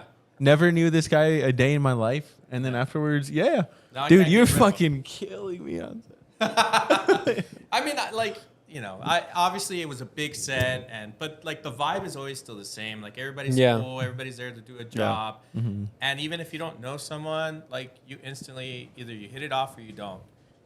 Me and this fool, we hit it up. Yeah. we hit it up. Yeah, we hit it off. Hit it off. A couple other people like Daniel, fuck yeah, Daniel. Fuck yeah, Yeah. Daniel. And it's just First time and meeting Gonzo. Celine. it's Gonzo. cool because you Celine, got to Gonzo. see a situation like that where I'd come on set and I'd either bump into you guys or I'd like the first time I bumped into CK. Technically, we had already kind of known each other, but we're walking around and we're saying hi to some people, and then I see CK, and I don't know how the hell it started to where I think you were like, Honestly, I think it was Sandra. it might have been Sandra. Yeah. That but how? What was it? What 'Cause happened? I went to the Who Was It This Time premiere. Oh, that's And right. then That's after right. that, yeah. She had recognized you from there, and then she can say, "Hey, it's nice to see you." She always thought you were like super nice. And then I don't know how it came about where like you were like, you're a tower, and I was like, yeah. And I was like, wait, you're damn good, right? You're damn good, and you were like, yeah. And then we kind of that was like we weren't as close then, obviously, but yeah, just bumping into people locally on set, and then bumping into people who are like. Yeah, I just got off of Killers of the Flower Moon, and I was in Oklahoma for 3 months, That- and then that tripped wearing me out. like rap gifts Yeah. from the fucking other shoots, or whatever. It's just like, come on, dude, like That tripped me out rub so it in much. that you work with fucking Scorsese No, man, and every- shit. Cálmate, bájale tú, bájale. Yeah, like, No, everybody who you would interact with, Yeah. it was like if you asked them like, "Hey man, what'd you do before this?" and it was like, man, I just dusting off my Oscars." It's like, okay, fine, fuck, like, essentially, but it's very special. But before, I think we're already like innately talking shop and going into like our experiences on the film. So before we get heavier into that, performances, we got to talk about performances. We really, really do. I mean, Leo's character, let me start with his, bro. I didn't know Leo had this comedy in him. I saw this in like Don't Look Up, or He's got or some Wolf chops. of Wall Street. I just never saw Leo with a comedy. I mean, I never saw him look so insecure. Like I feel like I Well, have a that's take that's on one that. of I the have a beautiful take on things that. about this performance, how he shifts from total vulnerability to just sheer confidence. Sure, And then sure. with this comedic beat that he has, But only Leo can do that. And by the way, Exactly. because we were talking about it earlier, I think Leo will get a nod. I think so too. I think Sean.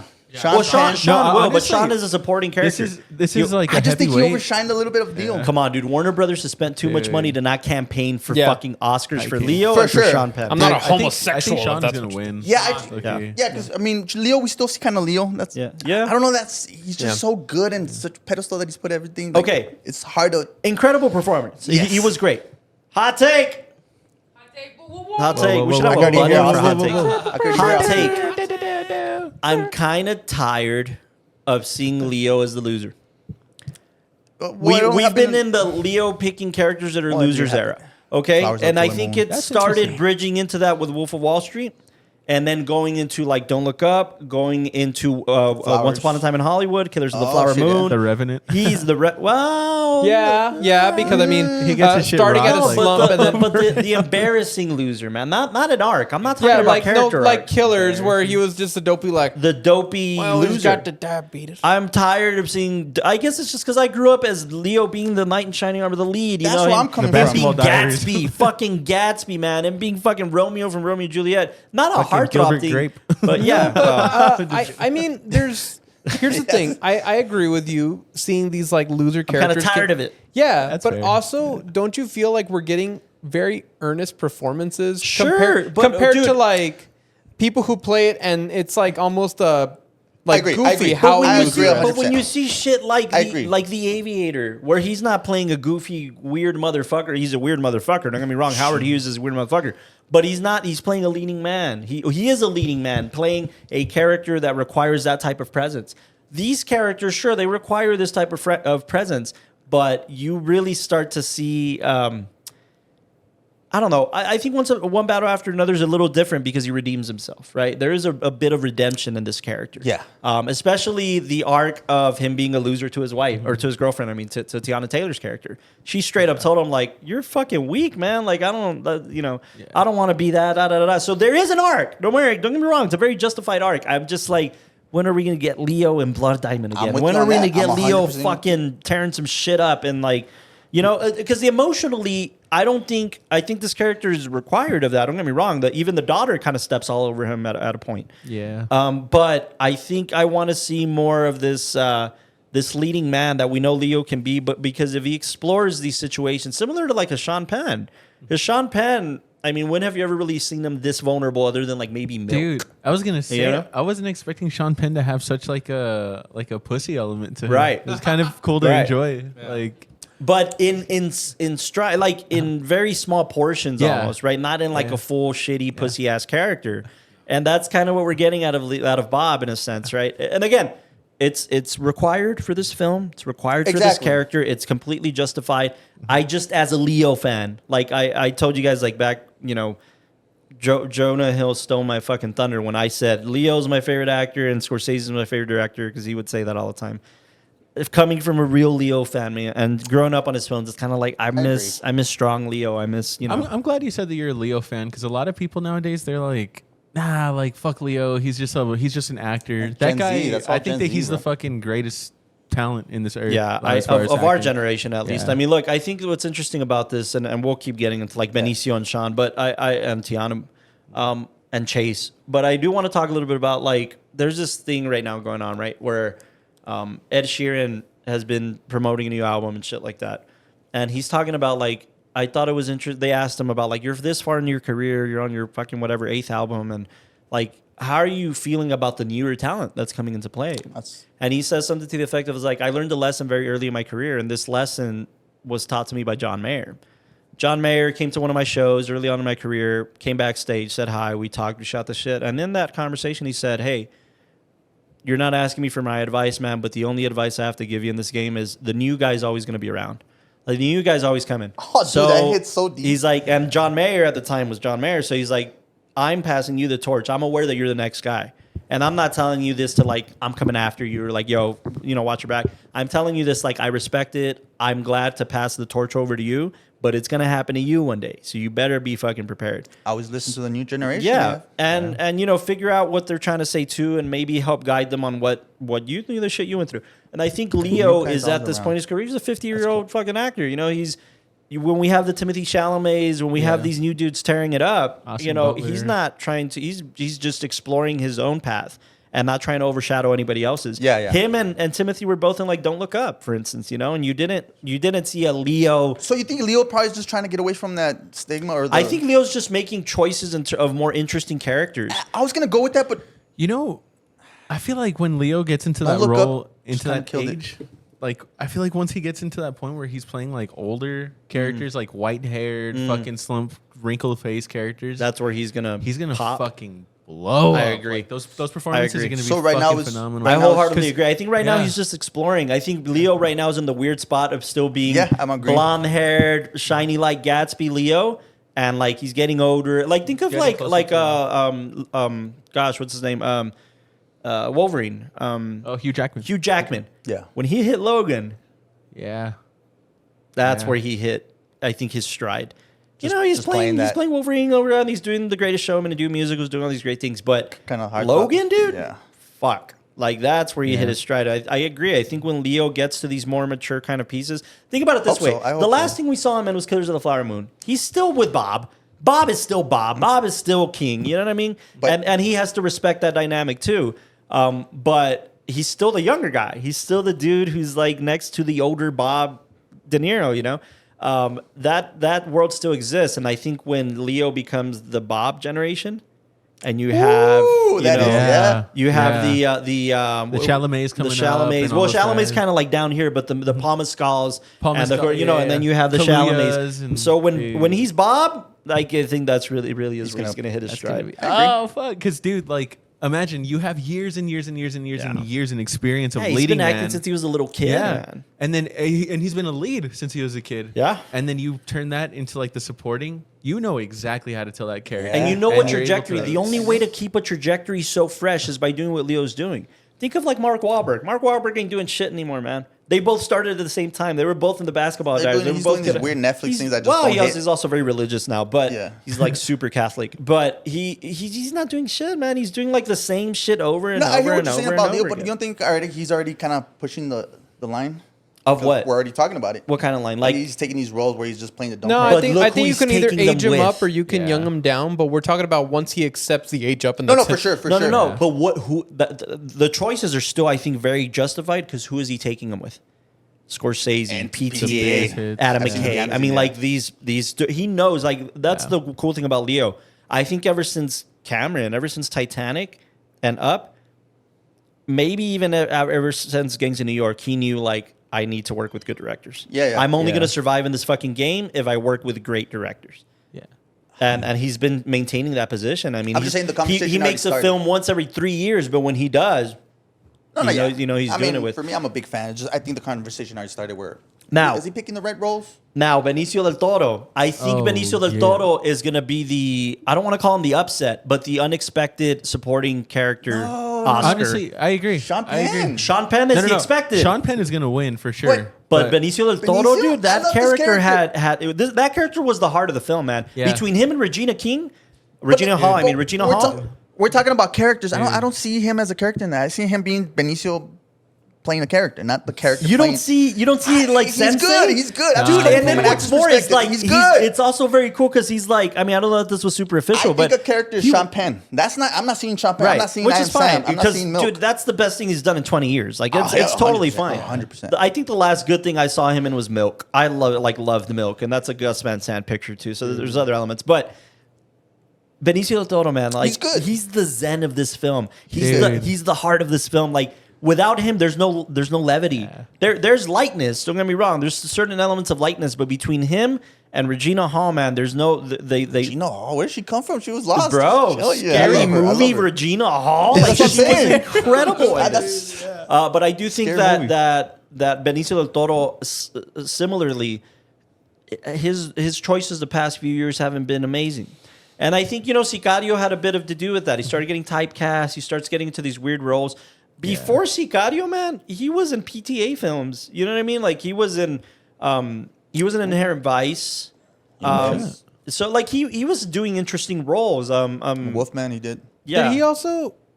I always wondered, is Benicio play that weird character? I think at the casino scene in Star Wars, like he was a weird guy with a stutter. Yeah. Yeah. That's him. That's my point. Is it wasn't until this role where he's like, again, dude. Also the Mexican lean. Like, No, it's awesome. Being immersed in the Yeah. Mexican Awesome. culture. That, dude. Fucking, Even talking the this language. guy's not Fucking from here. sick, Isn't he from yeah. like Chile or some shit? Yeah. Or Colombia? Yeah, he's he's something. not. I don't think he's Mexican. He's not Mexican, and he's not from El Paso, but boy, He did kills he it. fucking He fucking immerse lost in it, this dude. Yeah. world. The casual dude. language, It was- it's hard to pull off. Yeah. Even like when he was going through the fucking apartment complex and everything, Oh, every single room, what everybody a was just great cheering. Like scene. it was. You so know what? sick. This is What why a I do this great podcast. This fucking is why I do this podcast. He's Puerto Rico. He's Puerto Rican. Puerto Rican. I mean, dude, that scene when he's going through the apartment complex. By the way, we saw it built early, I guess. Oh, really? Yeah. But his apartment. It was a nice that's apartment. above the Star Western Wear That's building, cool. dude. That was Yeah. that set, dude. It's fucking insane, man. I loved it. But yeah, I think Benicio del Toro is like, I don't know, man. Right behind, not performances, but characters.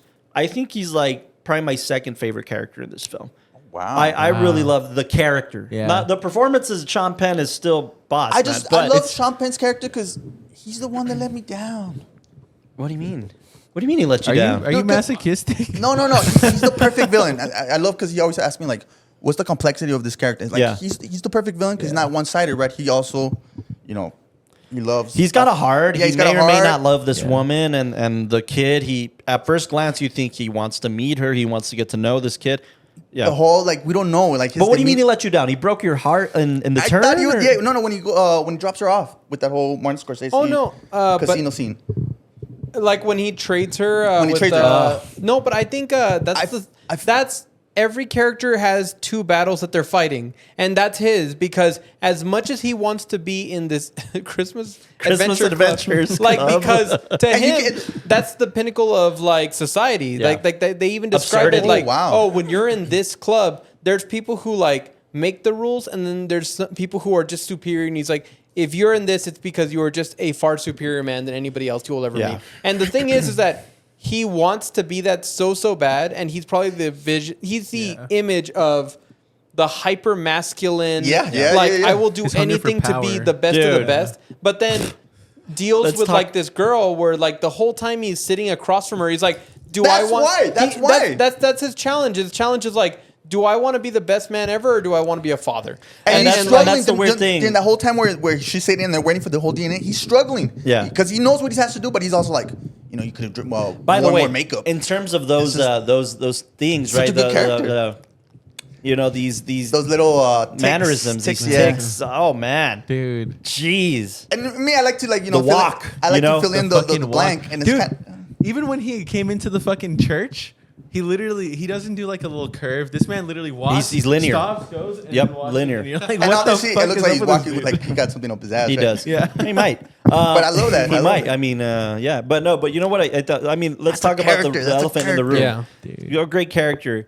Tell me, everybody. At least like I audibly felt this way. Audibly in the theater when he came back, Terminator style, everybody was like, "Get the fuck out of Yeah, here!" Like, honestly, we all kind of just laughed. everybody was like, "Oh, Dude, it's 'cause everybody was so big- fuck on." Why was he so buff? For Somebody this film? asked me that. I think I was having this conversation veins on top of with Oscar. veins. at- I'm not a at work. homosexual. If that's, what you think I am. That shirt is too tight. I was having this conversation with Oscar about like this character and like how did we feel about this Terminator return. And at first glance, I was like, you know what, dude? If the film would have ended that way to like, I don't know, set it up for a sequel or some bullshit, then I would have been more pissed. Yeah. But he's like, so then what was the fucking point of this end scene, of this fucking death scene? And I'm like, you know what? I think it's because it's basically showing like, no, you don't get your way. You are a piece of shit. And it will catch up to you. And the people who you wanted to be like, they treated you that way. They decided your fate. The people who you wanted to be like, the people you were aspiring to be like, they fucking killed you. Yeah. You know? And by the way, I didn't connect that. Ari Aster, little homage there. I dug it. I dug it so much. Which one? The flame, the window, and seeing him lit on fire. Oh, yeah, Midsummer style. You know. Yeah, I thought that was. What about I the also- part where everybody went crazy when Leo, he's asking for directions? And he's like, para allá. that's a that is great such moment. a Mexican thing, bro. Such an El Paso thing. yeah. It's such an El Paso thing. Yeah, yeah. ¿Para dónde? Para allá. Oh my gosh, I love it. It's so great. The way it rolled Well, off his like- tongue. I think unless you want to talk about any other performances, I think it's a good transition into El Paso. Tiana Taylor's pretty good. I mean, for her not to be an actress, she really. I want to see what she does next. I think she cooked. I'm guys, excited not gonna to see what she does next. She's a goat. I am too. She really brought it. I know I was talking a little bit about her not being that sharp, but she's good. What's the other actress? The one that plays Pussy. What's her face? Pussy Jungle. Jungle Pussy. Jungle Pussy. Jungle This Pussy. is the character name. Her name's Jungle Pussy. This is how she introduces Jungle herself. Pussy. Yeah. He did extremely well too. And you almost Shayna McKaylee. Shayna McHale. Yeah. McHale. Oh yeah. She was terrific, and they good. were next to each other in this She's good. thing. I thought it was very interesting. Tiana Taylor's performance, and I'm not trying to be anything, reminded Same. me a lot of Set It Off, Queen Latifah's performance. Oh wow. Right? Queen Latifah almost was cried with that barely one. starting Yeah. now, but she was incredible. With She the three stole girls, the right? film. Yeah, Yeah, yeah. she stole the film. But I bring it up did because such a good Jungle job now. Pussy said, we're about to start on some Set It Off shit in here. Yeah. And it's Oh, black wow. women stealing from a bank. So I thought that was great. That is But a good connection. Set It Off, I mean, Jada Pinkett Smith is the central character. She's Yeah, the heart of the film. yeah. She's the thing. But Cleo, Latifah's character, it's incredible. Yeah. Like vibrant and powerful. And the lowrider scene, I mean, all of it. I liken Tiana Taylor's character to Queen. I think Queen Latifah, though she had been acting, she was I was on gonna say, Fresh yeah, Prince she of gave a Bel little Air. bit more, She was a rapper. She came from rapping. That's where Queen Latifah was born, Dude, she's a fucking queen dead ass. Now stands she for, is. like the NAACP. But I think she had to grow, and then in acting too. Is For sure. I think Tiana Taylor. That's kind of where I sit with her right now. I think why I she's kinda agree with you, incredible. what She you said. steals the show, but she's Can't wait till what you know, she does next. And got- Paul's smart. I think Paul's smart. I think Paul's gonna say she's good, but I gotta tame her. You know so what? I'm gonna limit the amount of scenes I'm gonna put this girl in because I know how to control her here. But if I let her through the whole picture. Will there be growth, or are we just going to see high vibrance throughout the whole fucking picture? That's a director thing. I'll say this real quick, and this goes into why the rating didn't like pinch over the 9. I love it. Yeah. I feel like with a lot of these characters, as much as I loved them and as much as their interactions and everything, if they weren't Sean Penn, Leo, or what's the daughter's Chase Infinity. Chase Infinity. Infinity. If it wasn't them really carrying these dynamic characters, everybody else just felt like these plot points or plot devices that it was almost like watching pinball game. It's just watching the ball just kind of like hit these that's good. solid Yeah, that's objects and bounce off and go on to the next thing. So that's why even when the film ended, it to me it just kind of felt like okay, we just stuck around long enough that it could end. Like then the everything settles. So I'm not alone. Yeah. Yeah, and I think that's where I was. It is a roller coaster. Yeah. But I mean, if you get on the roller coaster again, you're like, oh, okay, the points are still the same. It's still the ball hits this area and that that's area. where I don't know if I agree or disagree. I agree that once we kind of come down, it's kind of like, all right. But I do think this film requires multiple watches to really 100%, explore 100%. And how deep these arcs no, go. and I will say this because I've heard people have a similar argument when it comes to things like the Phoenician scheme that it was too static. Like all the characters and everybody was too static, and they didn't have enough like dynamic elements to them. But This is the complete opposite. No, but in my defense, with characters that are static or act like these again very structured pillars. Then that's where it leaves room for interpretation where they themselves act as a stronger metaphor for something like the masculine society, racism, the true spirit of a revolutionary and what that means for after. So, I mean, that's the thing. Like maybe it was this interesting balance of they're not super dynamic. Like Sensei's always going to be Sensei and live on in that element. But I thought about this today. I was thinking about his character. I was thinking about like, oh, this motherfucker going to jail. Like if they find out everything he's done up to like holding immigrants in this fucking building, like if they go back and really see what this dude did, who is he going to be in prison?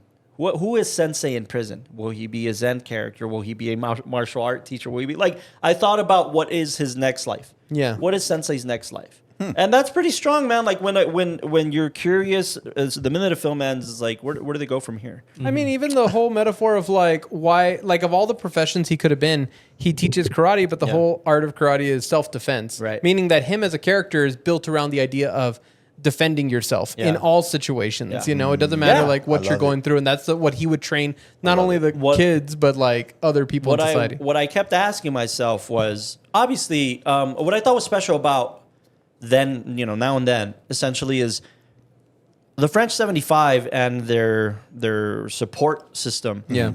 I mean, they were in the montage in the first act. We see them collected. We see them together. We see them in the same room. We see them operating together. But once they kind of break up, they're forced to break up and they start kind of catching them individually. When you start seeing each of them in their individual lives, specifically like the guy in El Paso, the guy in Sunset Heights, the guy on the radio, specifically guys like that, they're still fighting the fight, but it's their own fight. And I think a lot about Sensei. He's not part of this bigger picture revolution, but he's got his own revolution going on, his mini revolution of the immigration factor with his wife and his own network. Okay. Like it's almost like what they took from the French 75 and this macro scale revolution. They're like, we can fight them from down here. We can still fight them from down here. Yeah. And I thought that was like such an incredible piece from the macro level to the micro level, and a commentary on society and how like we're still fighting, like us who live in El Paso, and What we did see he call himself? Like it was like a Mexican Harriet Tubman. Like I got this Mexican Harriet Tubman situation going on. I like that because I think that's a commentary on us, specifically in El Paso, man, where we see immigration every day, and we're like, if not to get too political, but if a migra pulls up next to us, if an immigration officer pulls up next to us and he's like, hey, you see that guy running through? I would hope most of us are like, nah, man, I don't know what the fuck is going on, dude. Sorry, bro, I'm colorblind. Especially if it's like a woman and her there? child. Who's there? You know, if it's a guy with a gun, it's like, yeah, dude, so that motherfucker, motherfucker's over there. for sure, But if for sure. it's like a woman and her child, it's like, no, I'm not sure. No, I mean, I ain't seen nobody. But we're fighting the system from down here. You know what I'm saying? I think that's what's special about That's these. cool. Yeah. In a firsthand experience, and some of the people in the room may know what I'm referring to, but we've been on ads for people during. How do I phrase this as safely as possible? Do you already know what I'm talking about? We have the power of editing, No, brother. we just we see friends going from left to right and jumping into cars, and it's all fine and dandy.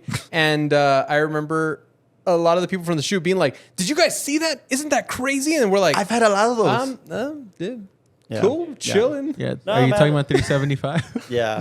Hell yeah. Oh, it's a very crazy situation, man. But I guess I is. think It that's is. my point. I think Oh that's my point is like Sandra, my wife, very much loves to help people in those situations and immigration specifically, and go down and donate supplies, or there'd be times where we go out and pass out food for down at the border and stuff like that. And again, man, these were people who we see in our everyday lives, or when we go to Juarez, we see just their situations and why they're trying to get out of these situations. Oh, and yeah. shit. So I think that's part of why I fucking love Sensei absolutely. St. Carlos. But again, this is a reflection also on El Paso and its culture and its people. Yeah. Yeah. Let's talk about that. Let's talk about how I kind of biased will say that El Paso is very much a character in this fucking film. It's Absolutely. not L.A. and La La Land. It's not the full effect, the main character, but, but it's a very important character in this film. It's funny for got all these character. people not really being related to each other. When they go into all the El Paso scenes, it does feel like a big family, and Yeah. that's I think why when anybody would try to go in and try to stop anybody there, it was like, oh, you're going to try to make us rat out the rest of the family? Like, no, that's not how it works. Yeah. And when they would pin up people individually, sure, it would have its own issues. But when it came down to the family and protecting each other, that's what they did, But Yeah. everybody knew everybody was connected. And I love the execution of kids just sitting on the street playing soccer, and no, they're also part of They're it. also or part of like the fucking skaters who are revolution, just riding around. They're like, Dude. oh, okay, we're doing the mission. Okay, got Yeah. it. Like That's thank you, Sensei. exactly what El Paso feels like. Yeah, Yeah, you hit man, on Yeah. that. absolutely. That's exactly- And poor Bob is just trying to charge his fucking phone. Yeah. He's just trying As to soon charge as he his plugged Bro, in, just he's trying to plugged send a it up. WhatsApp. Bro, just trying to send a WhatsApp. Again, oh man, in that same vein, just The again, Mexican way. the comedy is such an important element in this picture. The last scene when they're driving kind of fast, like, all right, jump out. All right, go slower. So slow Jump down. out. Yeah, that was my favorite scene. Yeah, it's great. By the way, again, Warner Brothers did a thing that I hadn't seen done in a very long time. In the trailers, Yeah. there was dialogue and bits that weren't in the film at all. Like the "May the Force be with you." That's not in the picture. What do you mean? When was that? In the trailers. When he It's said, "May the-" in that same thing where he kicks Leo off the car. Yeah. The line Oh, he really? says If is you "May the saw- Force be with Oh, you." wow. The phone Oh, call. wow. Check that out. The phone call. What time is it? Yeah. It's a lot shorter in the trailer. Yeah. Oh, Yeah. well, It's a yeah, lot we shorter all than should the know trailer. that, Well, right? yeah, but I Things guess like that, for instance, yeah. speaking of El Paso and things being cut out, Sunland Park. Oh, there was a Yeah. scene Yeah. that Yeah. got cut out. Yeah. Yeah, you guys Not were talking anywhere. about Can I that. say Something a Park story? scene. Can I say a story? Yeah. Oh, Make has an important story. Yeah, so my favorite boba place is called World Boba. Oh, yeah. Benicio was drinking 2 Vietnamese bobas per day. Oh shit. And he went into the shop and he's like, hey, can I get a coffee? And they're like, yo, it's Benicio del Toro. So they try not to make it obvious. Yeah. Right. So they would be like, hey, so I'm the one in charge of Benicio. By any chance, do you have the Vietnamese coffee that he likes? Yeah, of course. They'll have them ready for him. Of course. And one time they said, hey, you know what? We're going to the baseball game. We're not going to be open. But I already have his badge ready. So it's like, yo, that goes hard. With that bond, Benicio told PTA if he could put him in the Solara scene. Oh, But yeah, then he was having issues with the extra he was with. But now it's not even on the movie. So it's essentially, like, oh, that's so and if you ever go sad. you can talk to them because because of Benicio, he was able to get the owners in the film as extras, but they were wow. part of the whole Solana thing. And the guy had a whole issue with his fake wife that she was overacting. And he was like, "You're ruining my fame." But it's crazy It's so because I know you funny. were there that day, At the and Sunland it Park was scene? big. Oh The chance man, to get it famous. was last day. They had one more scene. It was literally the Abbey. at Sunland Park. It was the Abbey because they had one more scene in the apartment after, and then that was wrap of El Paso. That was wrap day. And they texted us and we're like, yeah, we're gonna be at Sunland and at this time. And all right, we'll head over there. And this was not only big in terms of scale because all the vendors, they had vendors, they had all the storefronts within Sunland Park Mall open and really shooting and again taking stock of the entire mall, using every inch of this mall for cast and crew. And then the upstairs, they were getting certain shots too, kind of pointing down, but it was this Lockjaw's army dudes, Lockjaw's policemen coming in and searching for the girl and shit. Yeah. It was a big scale thing. I mean, there must have been a dozen police officers, a dozen Lockjaw's guys, and then going through the crowds of the vendors and the people selling shit at the mall. Yeah. And then on the top floor, that's kind of where we were hanging out most of the time, and then coming down with Tommy a little bit. But when we're on the top floor, it was the El Paso Film Commission, the Texas Film Commission. Everybody showed up for this fucking scene. All right, we're going to get to see the scale of what we can do in a place like this. And somebody told me, a close friend of Kevin's was like, hey, you got to take Kevin Smith to Sunland Park Mall. And I'm like, what for? He's like, dude, Mallrats 2. He's been looking for a place for Mallrats 2. Oh, shit. I'm like, a not so busy mall that's still... Big, and it still has an aesthetic. We saw the scale of this. I'm like, shit, that's true, man. I'll Just put a bug in his ear. Hey, you know what? The last person to shoot here was PTA. Exactly. Yeah. No, Yeah. they don't. They have history. Oh, really? Wait, 'cause they're like, Backfire. you know what? Public history. You could look at The this. way They you were bring it beefing up over is like, Magnolia. Hey, so a little Magnolia? birdie told me Oh, about yeah. this one that Yeah. I could take So you. your No. enemy shot here. Nah, You wanna one-up him, Kevin or- straight up was. It's because Kevin do better? basically said that he wasn't impressed with Magnolia.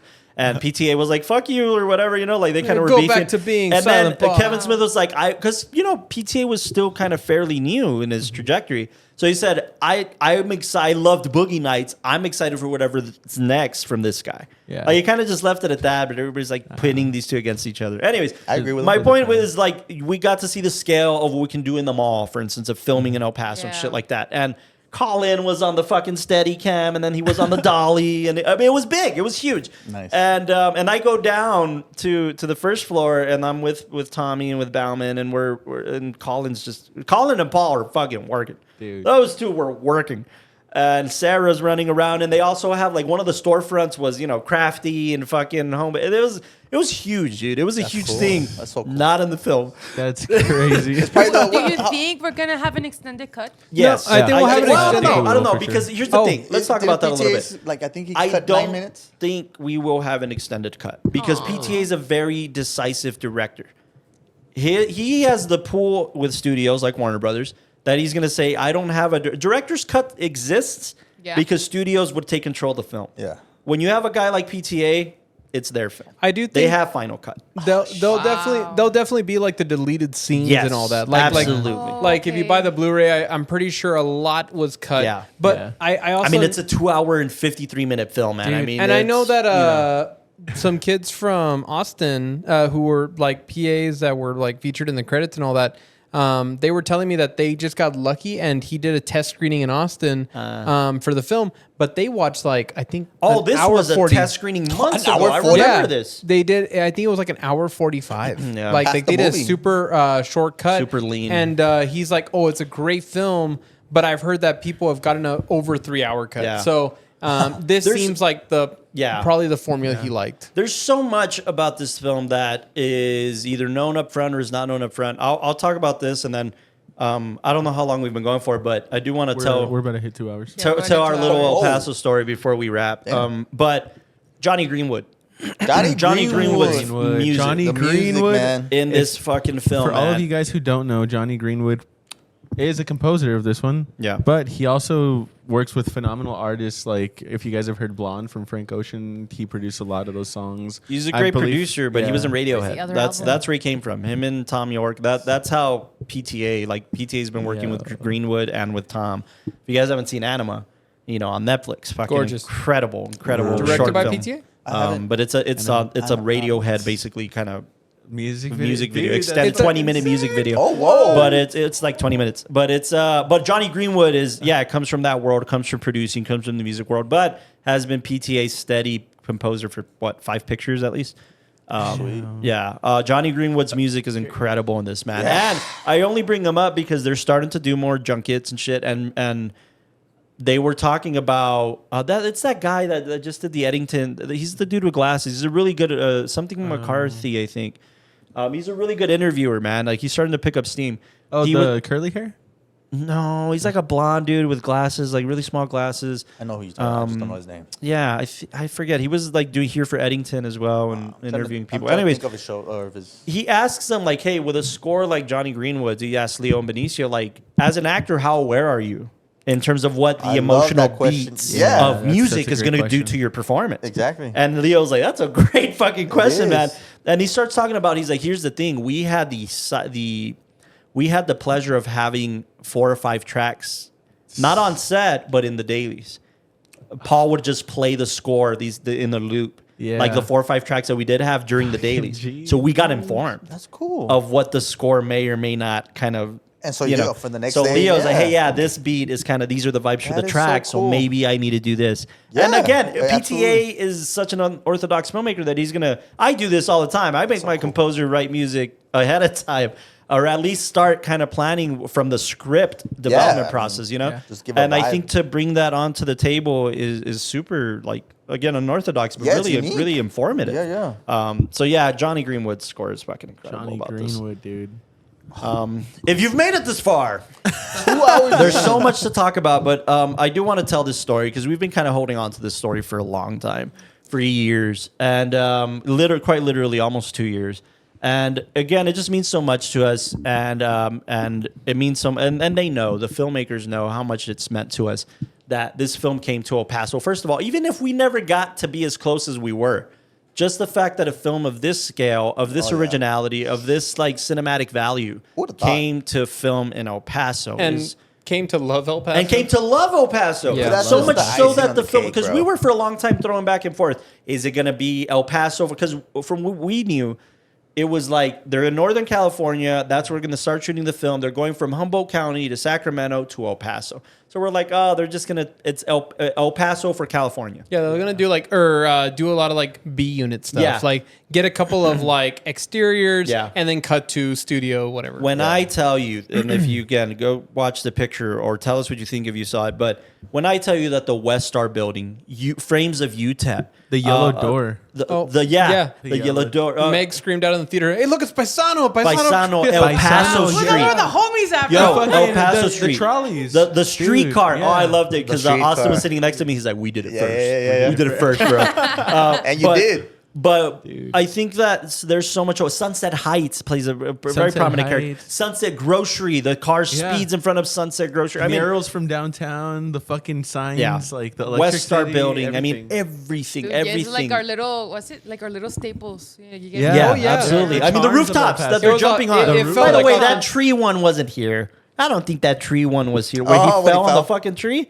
I think that was like a piece they got in You California. gotta or go something. look for it. Go look Think for about it. it. I don't remember seeing a tree on set in the between an alleyway. Yeah, I mean, I don't think that little part Don't was El spoil Paso, my- but the rooftops are hopping over and all that, everything, dude. It's so cool, man. Actually, we're sitting in front of us, behind the skaters, and they were like, yeah. Because they got That's such a big crazy. moment. Wow. That skater, the by long-haired the guy? Latino Heat, by the way. That's is what he? they're called. in the Latino picture. Heat. Latino Heat. The long-haired guy, he's always in my Starbucks. Yeah. And then like I saw him like today, he's like, "Thanks for the Americano, man." And he like went like walked away. And I'm like, You should Wait have. a You minute, should have you're leaned famous. in. You should have leaned in and been like, "It's like World War III out It's there, like isn't World it?" War III.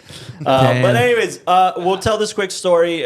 Quick, not so quick. I don't know, but I don't know if you've made it this far. Stick around. This was a pretty cool thing that happened to us. It is. And we're grateful for it. So we catch wind that PTA for months. PTA is in town scouting, and you get that a lot, by the way. Like whether you hear about it or you don't, people come down here to scout. And then you end up hearing about it later. Like not too long before that, the Coen brothers were scouting El Paso for something. I like, remember even the Dumb and Dumber. Yeah. was like, yeah. So you hear this and you're like, oh, they're here for 10 minutes and then they fly off to whatever next city they're scouting. But then I started hearing about it, and then I'm like, and then I started hearing about it again. Hey, they're back for a second scout. I'm like, oh, okay. And then, hey, Warner Brothers wants to tour this. They want to tour that, and I'm like, Ooh, it's getting- okay, that's interesting. And then we catch wind like, hey, test shoots are here. Test shoots are here. If you're here in this particular corner at this particular date and time, you're going to see PTA. That's cool. No, there was like, oh, you might see something cool. Yeah. Oh, you're right. You're right. You're right. You might see something cool. Just while FYI. walking away. While walking and away. we're like walking out of the pod. We're doing a live podcast there in Georgia's Film Cafe, which is in that vicinity. So we're like, Yeah. And I tell Austin and Delao, because they were there when they told us, and he was like, I was like, hey man, we got to go to this thing. Like, got to keep it on the down low, but we got to go to this fucking thing. And I think we had a podcast planned that day or something. No, we did a podcast, and then what ended up happening is that I remember, like, when we talked about it, like, even Austin and I were like, dude, you're talking about Paul Thomas Anderson and the number one crew of the world. Yeah. They're not going to deal with us. In fact, it was like, it's going to be like when you like go to a show and you're like, oh, I'm going to wait next to the tour bus so I can meet them. It's like, no, it's Fuck off, kid. Yeah. Or not Yeah. even just that, but I think your guys' position was like, dude, we're really going to like take an afternoon to go to this place to see them work 2 blocks from us, like, maybe. Yeah. And we're like, they yeah. got to have security and all this kind of stuff. Yeah. So and now- then I Austin remember had that some family conversation. stuff going on. You had a show, like tickets for a show that Oh, night man, that was- that you were that you had to go to, and you went, and then I'm just like, guys, I'm going. Like, I don't care. I'm taking my chances, man. Like, I want to see this. Like, this is huge. So I go dressed in a little blazer. And like, again, just trying to make a good impression, I guess. And I bring my little licorice pizza Blu-ray on the off chance, you know. And the person that Dwayne the Cop Johnson was very instrumental in this story. But the person that I was with, they're kind of like, hey, dude, he's not gonna sign your shit, man. He's busy. Like, you should probably put that away. I was like, all right, I'll put it in my back pocket or whatever, and just kind of keep it. And this was the same night as the El Paso Film Festival kickoff event at Aaron and George's Film Cafe. Again, as I said, in the same vicinity. So we're like, hey, let's meet at this event, and then from there we'll pop off. And I'm like, all right, we'll meet at this event. And filmmakers are starting to gather, and I'm like, fuck, man, if anybody sees PTA or anybody, they're going to fuck this up, man. They're going to go out there, and they're going to... And I'm over here trying to be like, hey, man, I was invited to this. I got to keep my cool. Got to just, like, you know, whatever happens. And then we approach Dwayne the Cop Johnson. We're like, all right, we start walking over there. And I, like, bring out my Blu-rays. Hey, Dwayne, what's going on, man? And he sees my Blu-ray. He's like, oh, I got you. I got you, man. Don't worry, man. I work like the concert shows all the time. Like, I know what you're trying to do. And I'm like, no, I'm not trying to do anything, man. If he's around, he's like, no, I got you, man. Yeah, he's like, hey, do you got some blow that'll make it easier? It's like, what? He's like, It's "Don't worry, Hollywood, baby." We homies now. We homies. Yeah. I got you. No, yeah, that's how he was talking to me. And again, Dwayne, we've known for a bit. And we're walking over to El Paso Street. And we get to the Perfumeria, the Genesis Perfumeria, which makes an appearance in the picture. And we're right next to Genesis Perfumeria is a hat shop. And it's the famous hat shop of El Paso. They have, you know, it's not something special, but it's on the corner, and there's hats everywhere, and there's all types of hats. And we're kind of just hanging there. And I see, sure enough, I see Paul and company crossing the street from the border. And I'm like, holy shit, it is them. Like, this is real. I was like, all right, so I'm going to stay here, and I'm going to be a nice boy, and I'm going to be quiet. And I see them going into the Perfumeria and out the other storefronts and doing this, in and out of stores with a shoulder rig camera, and Colin is carrying the fucking camera. And I'm like, whoa, that's crazy. Not just any test camera. It's like an RE35. Yeah, it's an RE35 millimeter. Holy shit. And they're casually. just, you know, they're running around El Paso Street doing these test shoots. And I'm like, holy shit, that's crazy. And this individual approaches the individual I'm with, and Dwayne the Cop Johnson, and is like, hey, man, like, hey, you made it through. Thanks for visiting. He's like, oh, hey, you know, glad you guys are doing this. You guys need anything? Oh, we're good, man. Thanks. You guys have been so cool.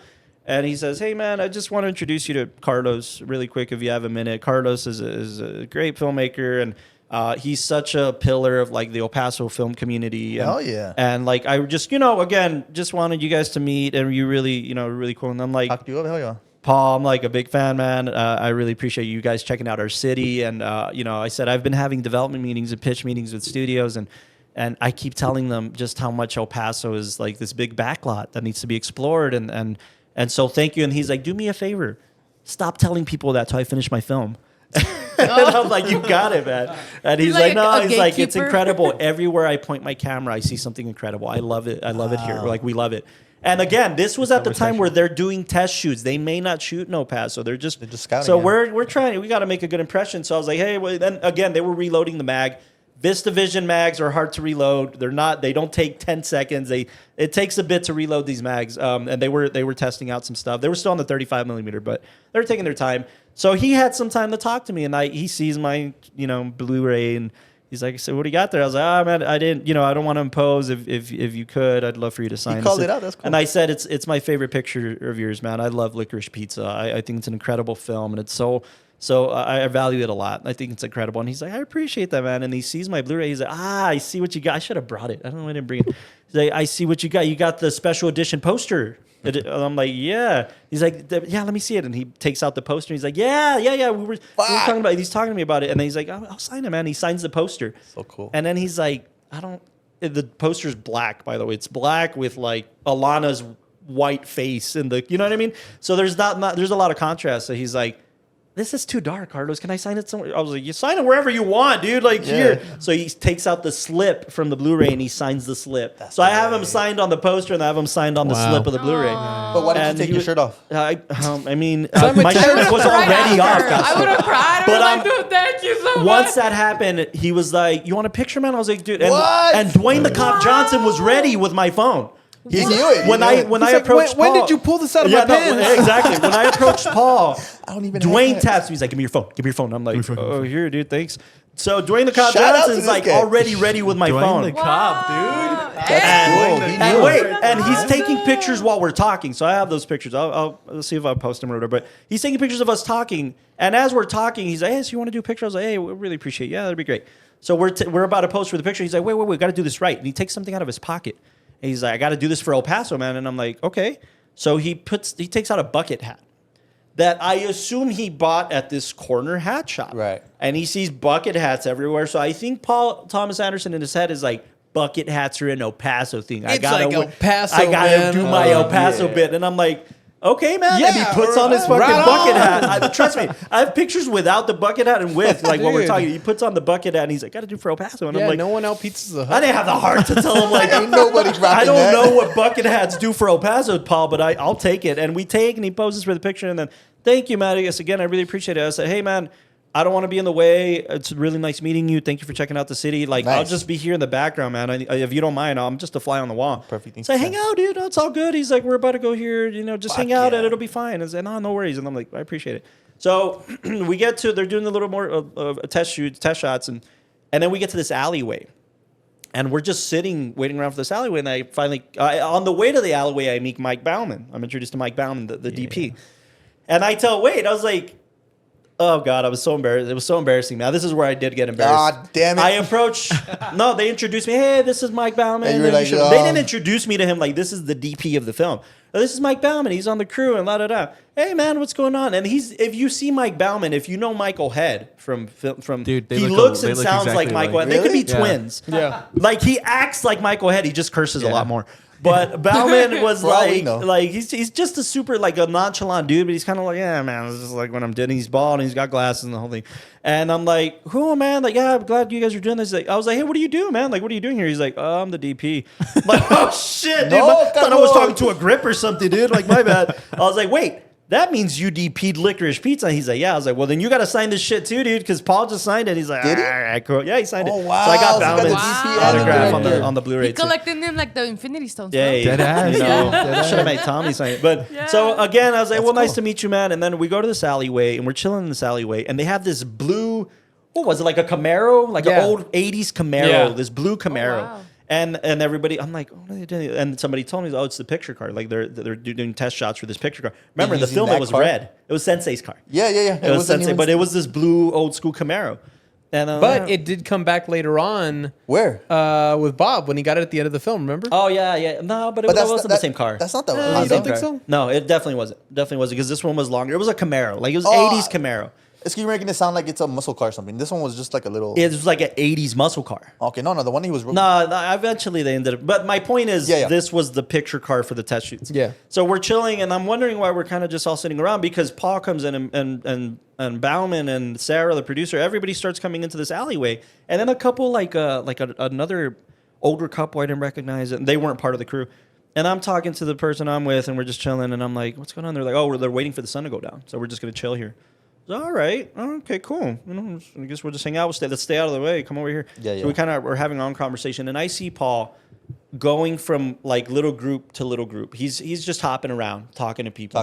And I'm like, well, that's cool. And I just think he's talking to his crew. They're trying to see what's going to happen with the shot and shit. And again, this was all department heads. The biggest team was camera team. They had Michael Bauman, the DP, Colin Anderson, the cam op, and then they had 2 ACs with them. One of them was reloading mags. The other one was operating the Steadicam. And I think they had maybe one more AC with them.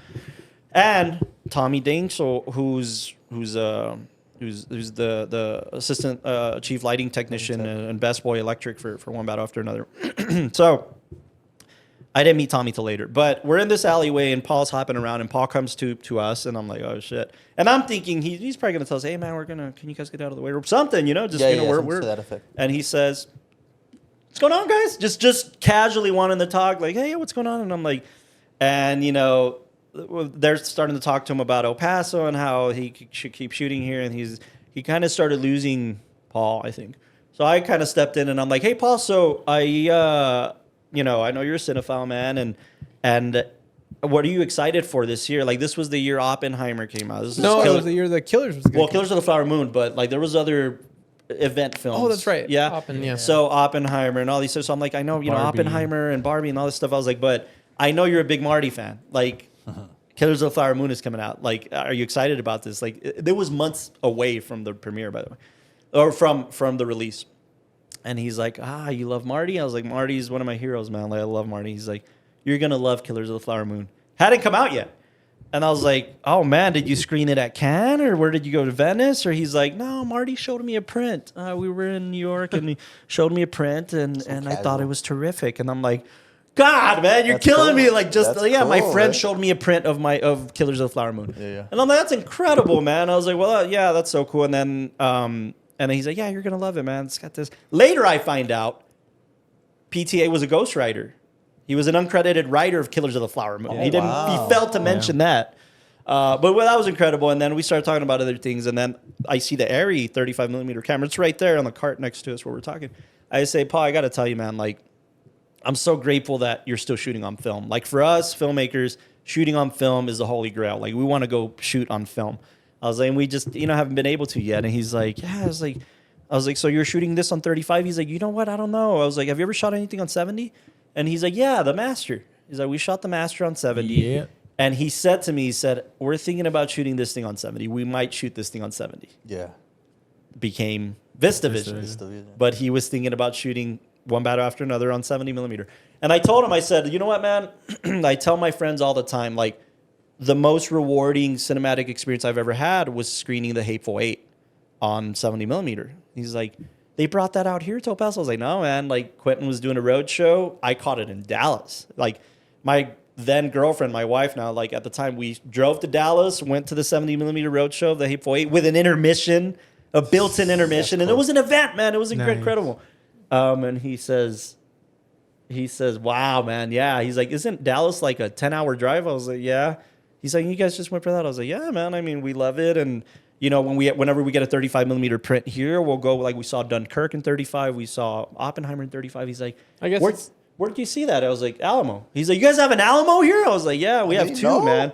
And he's like, it's good to know. Again, didn't know if he was going to shoot here, Yeah. Good to note that I think maybe a month after that interaction, there was an interview with PTA, right?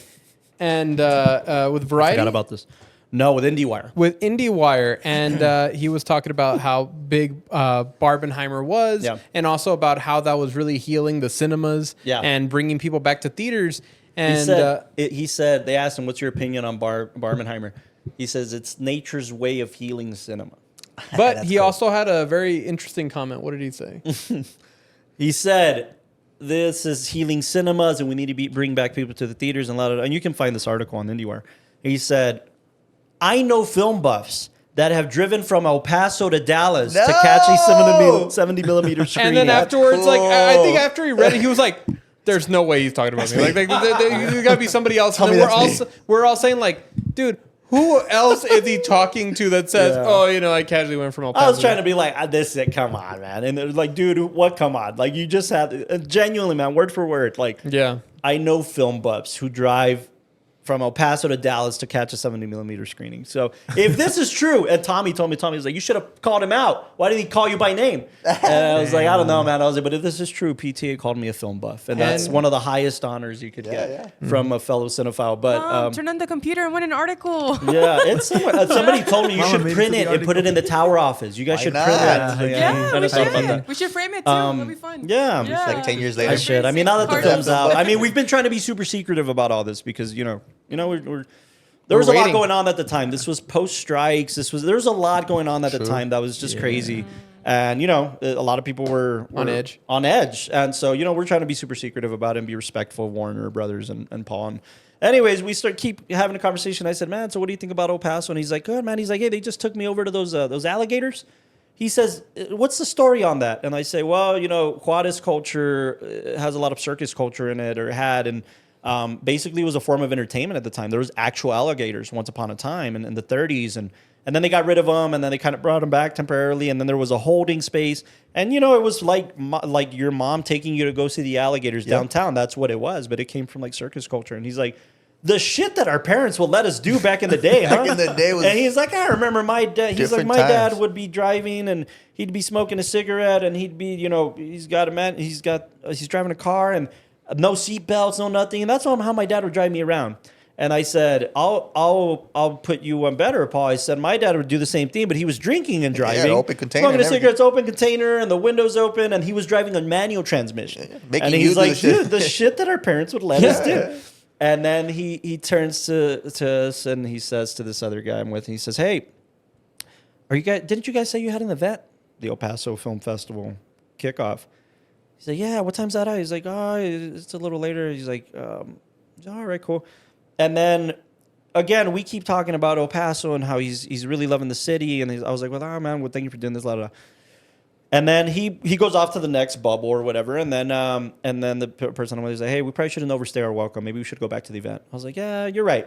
Let's maybe. Yeah. I don't want to, but you're right. Yeah. So we start walking to Aaron and George's Film Cafe. And he tells Paul, he's like, hey, we're going to head out. He's like, oh, man, that's right. You guys got that event.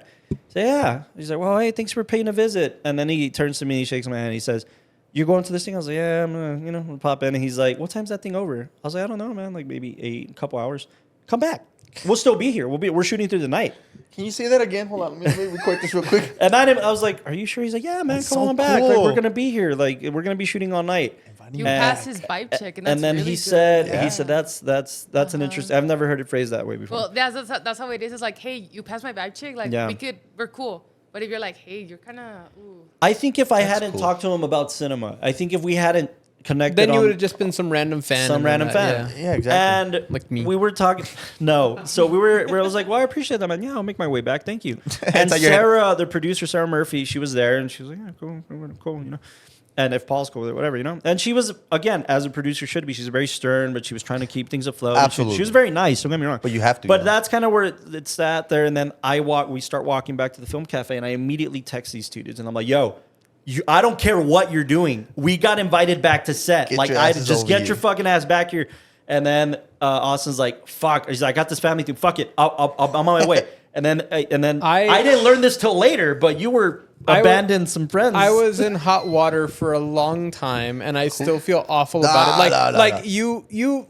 Like, everybody I talked to was like, oh, no, you did the right thing. But it was like, oh, no, but it's still kind of shitty. So what happened is that prior to this, me, like, and Carlos were talking, and it was like, like, what? We're going to stand across the street and maybe see him and all that. And but I was like, sent pictures. No. I sent that's the pictures to thing. you guys, right? Yeah. But what happened is that I had gotten tickets to go see a band here at the Lowbrow, and it was Joyce Maynard, and then I was going to go with some friends, and it was going to be those homies, and we were all excited and planning it out, and we're going to go. And you were their ride. I was their ride. and so what happened is that I ended up like being like, oh, dude, like, what's going on? And then he's like, dude, you guys got to come down. I don't know what you're doing, but just cancel it because you got to be there. And then immediately he sends us pictures and Of me he's and with Paul. them. Yeah, and it's Yeah. like, what the hell? And it's like, okay, so one-off picture. And they're like, no, I'm still here. And then shows the picture of the crew. And he's like, yeah, you guys got to come down because he invited me to come back on. And then everybody was like, oh, fuck, we got to do this. And then we all go. Well, I tell them, I was like, hey, Look, man, I love our filmmakers, but if anybody else finds out about this, they're gonna rush Paul. It's gonna be a thing. Meet me outside the film cafe. Don't come in. I'll meet you outside. We parked away. We parked Yeah. like a couple blocks away. Smart. Well, what ended up happening is I told my friends, I'm like, guys, I'm so sorry, but like, I gotta go do this thing. And you know, I should be able to catch up with you later on. Well, anyway, continuing the story, that later on turned into me and Austin get there.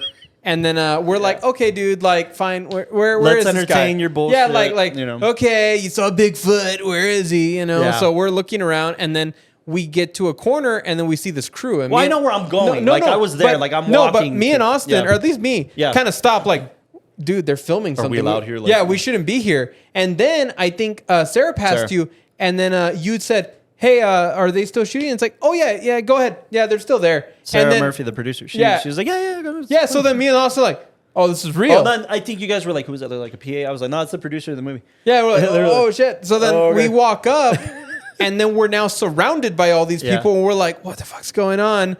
And then they all start acknowledging, like, oh, hey, Carlos, you made it back. And hey, Bauman. Bauman. We go up to Bauman, and I say, hey, we made it back. I just want to introduce you. This is my cinematographer and my editor and producer. And, you know, we just came back and we yeah. meet Bauman, super, super kind, but, you know, we don't see, like, PTA, so we're like, oh, okay, you know, cool, with the crew. Yeah. Well, then in, like, I guess that...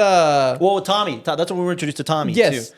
But so we're introduced to Tommy, and we're talking to Bauman, and I'm you talking and to both of Bauman them. geek out about film Yes. and like how to shoot on celluloid versus digital. Yeah, we and started I was about that. talking to Bauman because like I was like, oh my god, it's such a it's a dream to want to shoot on film one day and hopefully like capture that. And I was like, so how do you do it? Because How I mean, complicated is this I was process? like, I know it's so fickle and I know it's controlled ISOs and all this kind of stuff. And he's like. See this DSLR Yeah, here? no, it was a Canon 70D, and he's like, I just take the photo and I'll set the ISO, and if it looks good on camera, it's got to look good in film, right? And I'm like, what? Like that's it? You Just just like- and he's like, yeah. Because he had this like hippie rubber band thing around the camera. Yeah, and he was thought- just like Oh, wow. carrying it, swinging Yeah, I around. thought it was At one gonna point, be- PTA was like, Bauman, come get your camera. Like he was Yeah, just like, I was like, oh, you don't have to go and like, I don't know, get a light meter reading and do all this stuff. He's like, nah, I just take a photo and it looks fine. And then he's like, and I shoot it like, what he told me is, Yeah, you shoot it at one exposure knowing you can double it. So if let's say it's 500 ISO film, you can always like overexpose it and double it. So he would shoot one at 500 Somebody ISO stops and one and- at 1,000 and see what that looks like. Yeah. And I was like, get the fuck out of here. What the Like, hell? Like, it should be more learning complicated. these lessons You'll from get there, you'll them. get there. But I was gonna say, in movie Hollywood fashion, we're like, this is awesome, but there's no PTA. Mm-hmm. Then this blue, what is it, Camaro, Camaro. just pulls up Nice. next to us, and then out pops out Colin holding Carrying this the fucking Ari, 35 and then millimeter. PTA being like, okay, that was good, let's do something else. And I was like, holy shit, what's going on here? And then he comes.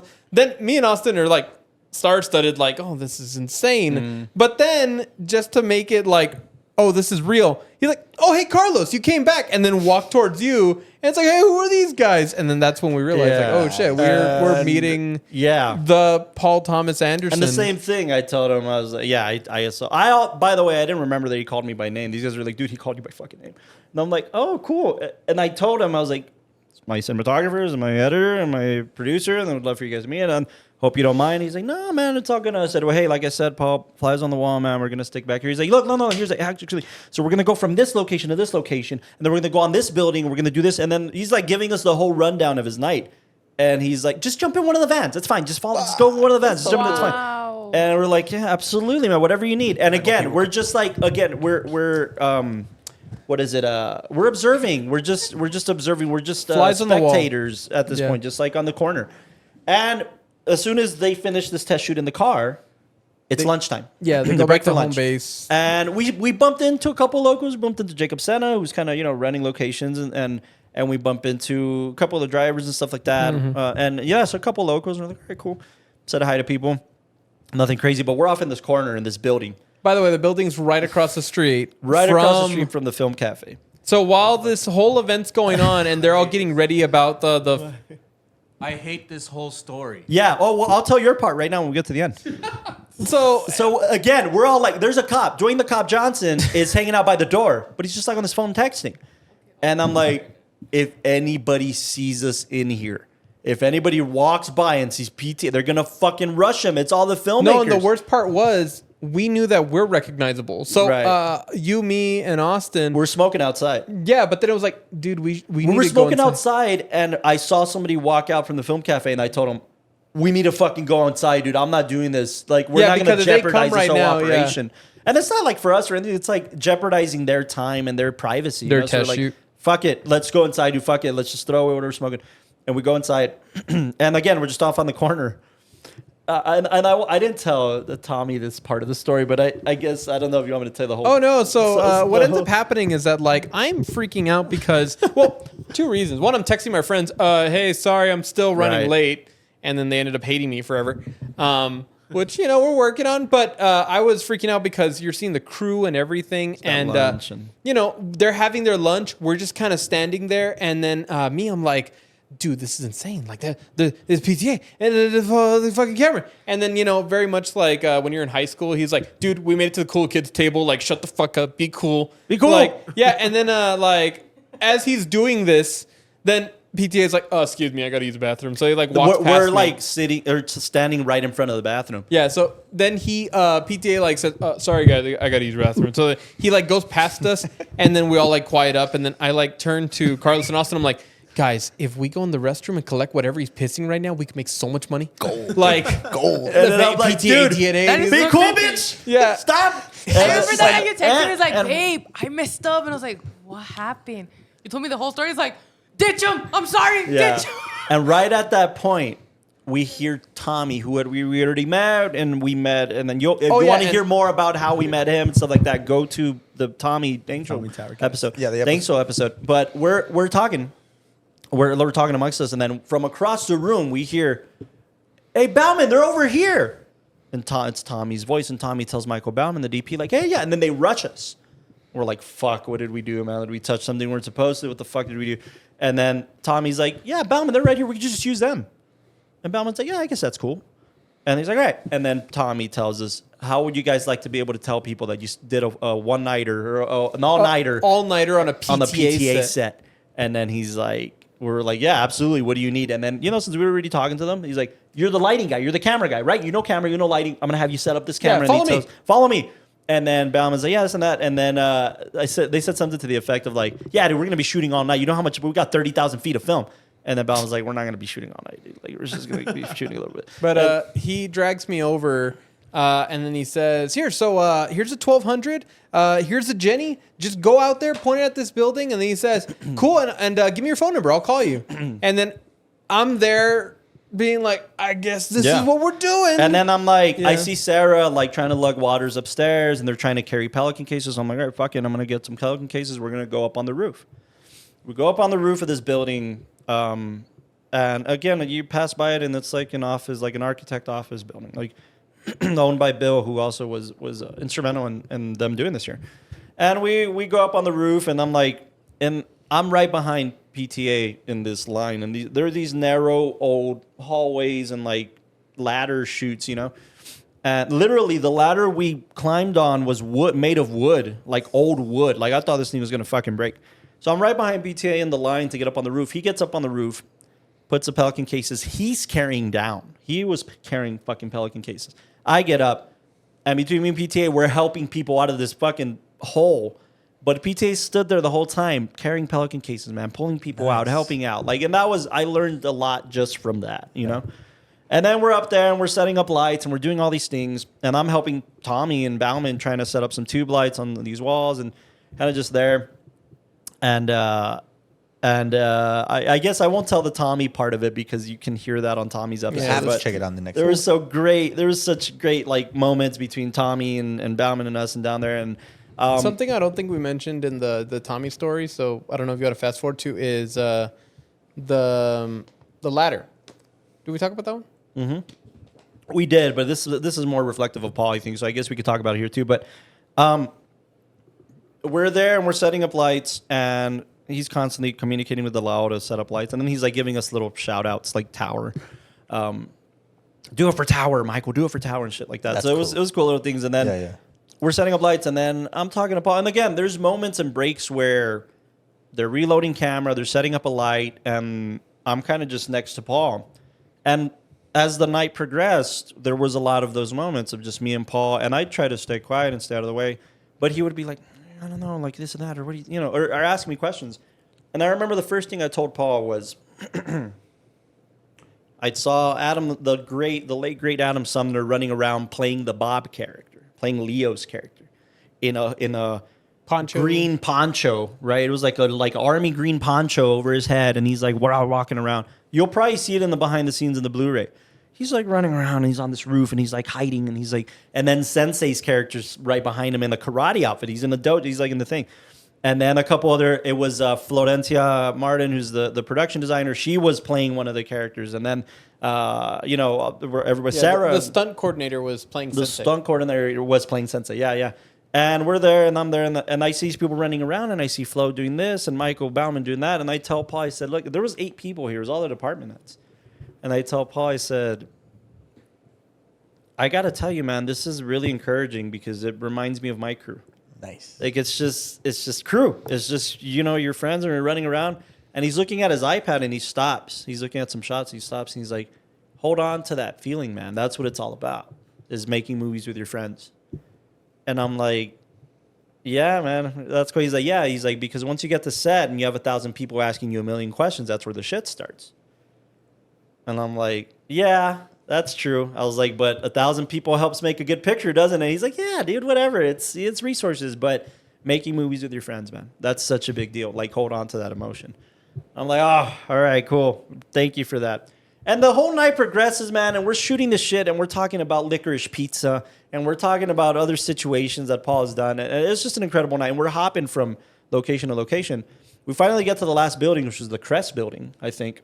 Mm-hmm. It was the Crest building in downtown El Paso. By the way, this whole time we're walking downtown. We're going from one building, walking up Oregon, to the Crest building, walking to the Tap. And we get off the Crest building, and Tommy and Bauman tell me, hey, man, we're going to go grab a drink. We're going to do martini at the Tap. You guys want to go? Well, that'd be incredible, man. Thank you. Yeah, of course. We're going to go do martini, and we go down Kansas. And we're walking towards Kansas, and we're just trying to help out and stay out of the way. We had already wrapped up the lights and stuff and put them back in where they were holding the gear. And then we kind of go back to like where they're on Kansas, and we're like, oh shit, they're doing some test shoots of like people walking across the street. And he's using crew. He's using Adam. He's using Florencia. He's using just bodies. And then Paul comes up to us. He's like, guys, I'm so sorry. If you guys tuck into this doorway, the camera's not going to see you in this doorway. I'm going to do this. And we're like, yeah, man, we'll stay out of the way. And he's like, wait. You guys are in the scene now. Go ahead. You're going to just walk down this thing.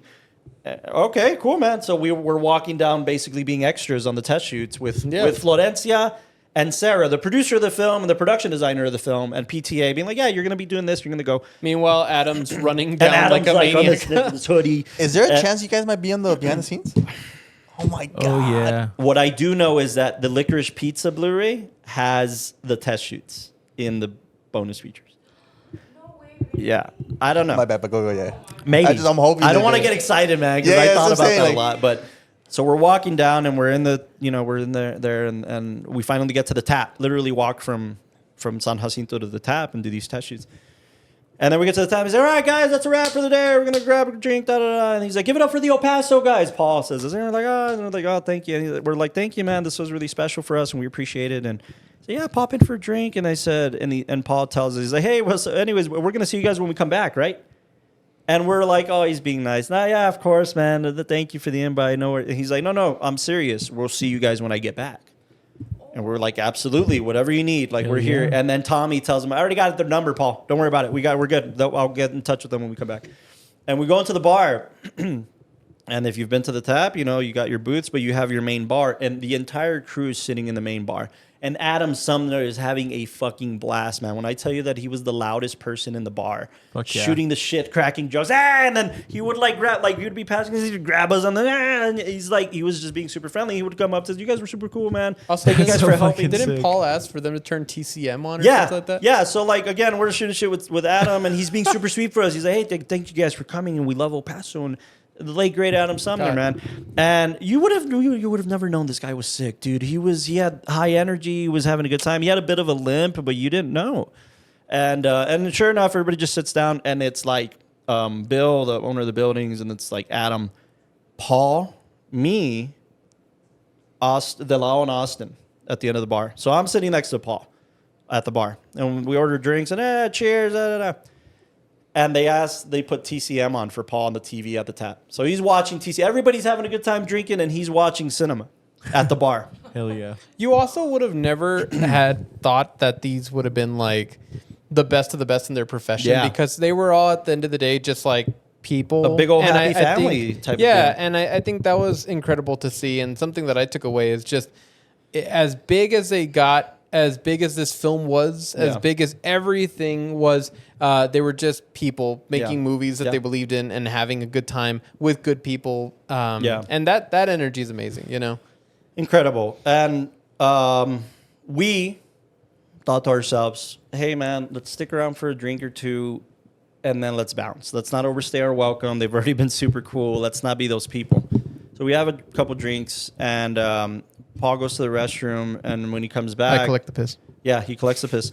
And now, and we're talking, and we're talking when he gets back, and he sees my tattoo. And then he's like, Méliès. And I'm like, yeah, man, I got my George Méliès tattoo. And we start talking about that a little bit. He's like, yeah, it's great. And this was maybe a couple weeks before they announced that Paul Thomas Anderson, Scorsese, and Spielberg were basically taking over the programming at TCM. So again, all these weird little connections, right? Mm-hmm. And then we say, hey, Paul, look, man, we're going to head out. We really appreciate it. At this point, it's probably 1 a.m. or some shit. Yeah. I missed the concert. When we're at the tap, Damn. I had seen that Jason was at the tap earlier in the day. And then I'm like, where the fuck are you, dude? And he's like, oh, we came to like I don't know, where were you guys at? Some other bar. Monarch. Probably at Monarch. Yeah, we're at Monarch. And I'm like, dude, I don't care who you're with or what you're doing. You need to come to the tap. Come back. And he's like, we already left, dude. Like, I'm over here with these dudes. I'm hanging out with these other filmmakers. And I'm like, you're going to regret, like, you need to come back to the tap. And I couldn't tell him, we're on PTA. Because then all these fucking guys. Hear the tone of my voice, and I'm like, bro. dude, you're going to regret this shit, dude. Like, we're at the tap. Come back to the tap. He's like, I think I'm going to hang here for a while. If you guys want to come over here. And then the next, he's like, what happened? And I show him pictures. He's like, dude, what the fuck? He's like, why did you tell me? It's like, we couldn't tell. The tone, bro. The tone. Horrible, man. You missed out. It's okay. Story It's I've okay. never heard in my life. Yeah. And again, man, we say bye to Paul. And I was like, hey, man, these guys haven't gotten a picture with you. Would you mind? He's like, yeah, dude, come on in. And we take a picture with I've never seen Delao smile so big in his life. You see it in the picture. I'll tell you something. He was like a huge smile. Everybody, we're all having a good time at the tap. Imagine getting a picture with Paul Thomas Anderson at the tap in El Paso. The most El Paso place you could. I don't know if you remember, but as we left, I said, we now have the coolest like filmmaker story in El Paso, period. There's no trump card. There's no like, oh, I did this. It's like, no, we had a beer with Paul Thomas Anderson. That's cool. At the tap. That wasn't soured, man. We didn't do, because you get onto sets and you get on situations and it's always like, this guy was kind of a dick, or, man, I did something embarrassing, or lingering, exactly. And it was genuine. It was genuine, and we almost had like a post-coital cigarette at Austin's truck. Yeah. You remember? We were just like, did that really fucking happen, man? Dude. Someone pinch me, please. And I was just sweaty afterwards. Yeah, it really was a pinch me moment, and we valued it. And again, this was September 2023. Yeah. We stay in touch with Bauman and with Tommy and a couple of these guys, and with Sarah and Flo, like everybody, man. Sarah was being extremely sweet too, man. She's super cool, and talking to us about our filmmaking and all this. She was really cool. Fat City Flicks, that's her company. She's great in Fat City Flicks. But she, we all got along, man, and we kept in touch. And Tommy predominantly is who I kept in touch with the most. And we'd talk, and then come March 2024, we start seeing Warner Brother trucks parking downtown. And we're like, fuck, I guess they went with El Paso. So I text Tommy, I sent him a picture. I was like, is this you guys? He's like, yup, see you in the summer.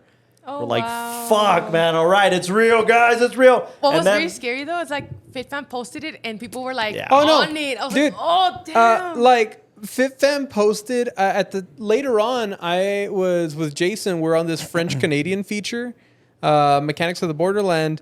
And it's so funny because we were filming at like a bar on Montana, and then FitFam apparently like saw a film crew there, and they were like, "Is this Leonardo DiCaprio and Paul Thomas Anderson?" And then somebody like commented like, "Hey, jackass, it's not." And they're like, "Oh, sorry." Yeah. And then they took it down. Yeah, But yeah. No, it's crazy. And again, we knew about this damn nearly a year before they came to the city. And again, such a challenge to keep it quiet, but also like, I would have conversations with Paul and with That's so cool to just. no, with Tommy about hiring local crew and telling them like, hey man, if you guys can, please hire local. Like, we're not talking about us. Like, just hire as much local crew as you guys can. no, same with like the film commission and Jacob Senna. Like, Yeah. I mean, they pushed as hard as they could Push to local. get locals Hell here. yeah, man. It's hard because That needs to. it's hard because Carlos had mentioned to a lot of people, and it's true. This was Union Film, and it was a company move. The whole team from LA and all that was going to be coming on when down you have over a here. $175 million Warner Brother movie, you can house people. Have you can take care flirted of with the people. idea that maybe you were the hump? Like, maybe like, okay, El Paso's good. Okay, but then the conversation was like, even the people are cool. I may but it There's definitely a lot wasn't of just people. me. Yeah, there was they a lot met of people so many pushing. people. They were by the time we met them, they had already done X amount of tests, not okay, tests, okay. but scouts. So I think it was a culmination. I think Culmination? we were part of the conversation. I think we It's were not like just the city, the people. You know yeah, what I'm saying? So, definitely. You never know. I think You never know. other people. I mean, like Tommy was talking about all the great restaurants they went to in El Paso and shit like that. So Yeah. it was a lot of that. But cool. again, it was a very special time, and there's also a bunch of stories we could tell you about the sets themselves that we ran into, and eventually somebody told us Sandra and I should be extras because they were going to need extras for this riot scene, and we did that, and that was super fun. But day one of shooting in El Paso, I go to the dojo set, the dojo set, the Chase Infinity Sensei dojo set, and got to just chill there. Well, and it kept my distance. I definitely didn't approach the actors, but you hear on the radios, Bob's coming in, Bob flying in. We have Bob flying in, and this Mercedes fucking van, silver fucking van pulling in with Bunch of Leo. girls just, I don't know. No, this is quite so. But and then Leo kind of acknowledges me, and just very, very He's in in- yeah, character, yeah. and Yeah, yeah. and then man, I have pictures of the set, and never shared them, and I don't know if I even ever will because you got to respect their privacy and stuff too, but. Paul, Leo, and Benicio sitting around on the dojo set planning the next thing and shit like that. And I got to see that, man. And I kept my distance until there was a break in the action and they were setting up for some other shot. And Paul's sitting down by himself in the dojo set off in a corner and he's looking at his iPad. And then he looks up and I'm at the doorway of the dojo. We're like at the distance from here to where you guys are. Mm-hmm. And he looks up from his iPad and he's like, hey. And I'm like, okay, I think I got a green light to go say hi. I'm going to go say hi. Hey man, what's going on? He's like, you made it back to the set. I was like, yeah. He's, are you working? I was like, well, we're kind of just, got invited by Tommy and whoever. It's like, oh, okay. He's like, okay, cool. I was like, well, a lot of the guys got on the set. Like Michael was a PA, and a couple of the guys got on the set. Oh, cool, man. I'm glad you guys got hired and stuff. He's like, cool. Hell yeah.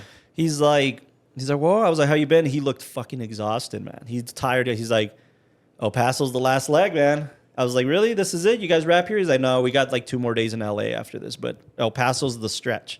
El Paso's like, we're here for a month.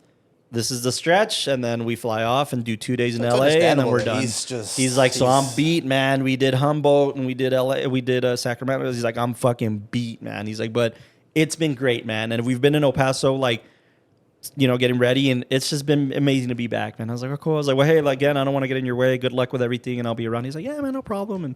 And again, I didn't really talk to him. I talked to him at Sunland a little bit after, but just he was working, man, and it was incredible to see, and it was just such an incredible experience. And again, we could probably go another 2 hours about being on the set and experiencing different things and checking things out, but I don't know, happy to tell those stories off air and just shoot the shit and talk to you guys about this because it was a really incredible experience. But thank you for sharing it because some people will be like, it's my experience, I'm not going to say it. No, this is also It's like everybody's experience, I know, It's exactly. such a citywide thing, and it belongs to everybody, man. It's not exclusive to me. It's not exclusive to the film commissioner or Jacob or anybody. It's everybody, man. And we It's for felt that at fucking the everybody. early screening. We that did. You could We see did. everybody who was either an extra or just got to witness it from afar or even just heard about it, like how unifying the whole thing was, just El Paso and the way they shot it. And it wasn't like these, oh, it's a little insert of like a park in El Paso and it's whatever. It was like they showed the city with so much care. Yes. They made it look like the biggest I've ever seen it. Like it looked That is like true. Hollywood film, but it was El Paso, and it had that heart. And then when you see all the extras, they were real people that like just had that same heart and cariño and everything. And I can tell you, even at the test screening, you felt it when like Flo introduced the film. When Florencia introduced the film, was their production designer, and her production design was incredible on this thing. I told her we're trying to get her on the podcast too, so she's happy to do it. But she's an incredible human being. She's a very special human being. And this is the same person who did the production design for this, did the production design for Damien Chazelle's Babylon, which is a huge feat in production design. Yeah. Wow. She's an incredible production designer. And her heart is so big, man. And she was at the screening and presenting the film and cried at the mention of El that was her. Paso. Yeah. In the red dress. I think I have video she of like that. choked up at like El Paso so did. special. She And did. you guys, thank you guys. I mean, an incredible situation at the screening too, and we're so happy that people finally got to see it, man. This has been a long time coming. El Paso is definitely ready for more. Absolutely. Exactly. I think that's And a we're eager for it. great note to end this on, man. Yeah. That El Paso's ready for more production. It's ready for high volume production, and more importantly, it's ready to celebrate cinema in a much bigger way than the city has ever seen before. Yeah. Not only that, the city will like welcome you with open arms. Yes, and that's Yeah. what they were Yeah. saying. Everybody was saying that wasn't from here about the city of El Paso. So, incredible times ahead, I think. In the meantime, we encourage you to go watch One Battle After Another. Comes out this week, September 26th, Friday. Go catch a preview on Thursday. Biggest I'm gonna watch screen it you again. can. Biggest biggest screen you can. One Battle After Another. Paul Thomas Anderson's epic, this Odyssey, as Leo likes to keep saying. This is an Odyssean story, man. It's an Odyssey of a film. So go check it out. It's going to be a very special film. Come everything, man. Come, I believe it. Come box office, come Academy Awards. This thing's going to be fucking huge. God, So- thank you guys for sticking around for almost the length of the film. yeah. That is true. Yeah. God. Thank Yeah, you guys, low-key. man. This is great. So we love sharing these stories and hope you stuck around and let us know what you think. Let us know if you have any experiences of yourself. Yeah. that you can Comments share with down us. below. Anybody mention that it down worked on it? below. Yeah. Once Comment. again, Comment. El Paso And- loves you, and El also- Paso will love you back. Yeah, For share sure. this with any of the crew, man, who Yeah. was on the film and had Definitely. experiences, and tag Warner Brothers, tag One Battle After Another. We are not saying anything we're not allowed to Hashtag. not say. So go talk to everybody, man, about this film and how special it was for El Paso, and then how special it'll be for the world. Nice. yeah. Nice. Yeah. Thank Next you guys. week Oh. we wrap up Paul Thomas Anderson month. I miss your- Arthur. Have you picked the film yet? All right. I thought we were doing. I am still I mad. wanted to do Licorice Pizza, but my I'm still mad mans. and indecisive with it. Uh-huh. All right. Are we putting it to a vote, or what are we No, doing? you have to I kinda decide wanna right put it now. to Yeah, a right now, vote. bro. You got 5 seconds. Pick 2 or 3. I don't know, and then we could say. There's 2. Okay. It's not going to be licorice pizza. Damn it. I don't want to vote. I see the audience. I got to votes. go for exactly. Comment. That's Comment kinda right what now. I'm going to say. Do you guys want to see The Master or Punch Drunk Love? Well, I'm not a homosexual, so So yeah, we'll base the vote off of that pretty much very, very soon, and then we'll get you guys one of those episodes. Yes. wow. A poll on the bottom of YouTube. Yeah. Yeah. Licorice Stay Pizza? tuned for Rogue episode. Yeah, we'll do a rogue episode later of Licorice Pizza. I don't know. I want to talk about that film. So Yeah. But Licorice Pizza. So yeah, either Punch Drunk Love or The Master next week to finish off PTA month, and then that's kind of our tour series, man. And we're gonna go off and do other stuff for the podcast. Oh, then we're on to Thanksgiving month. Yep. Nope. Oh. Anyways, Halloween. El Paso Film Festival this week. Go check it out. We're gonna have a good time. Say hi to us. Yeah, thank you for sticking around this long on the podcast. We'll talk to you next time. Thank you for Austin, tuning we in. missed you. Get your Austin, video we missed cameras. you. and Austin, we start love you. Thank you for tuning in on the recording WatchTower something. Film Podcast. Good night. Good night, Love you everybody. guys. One battle after another.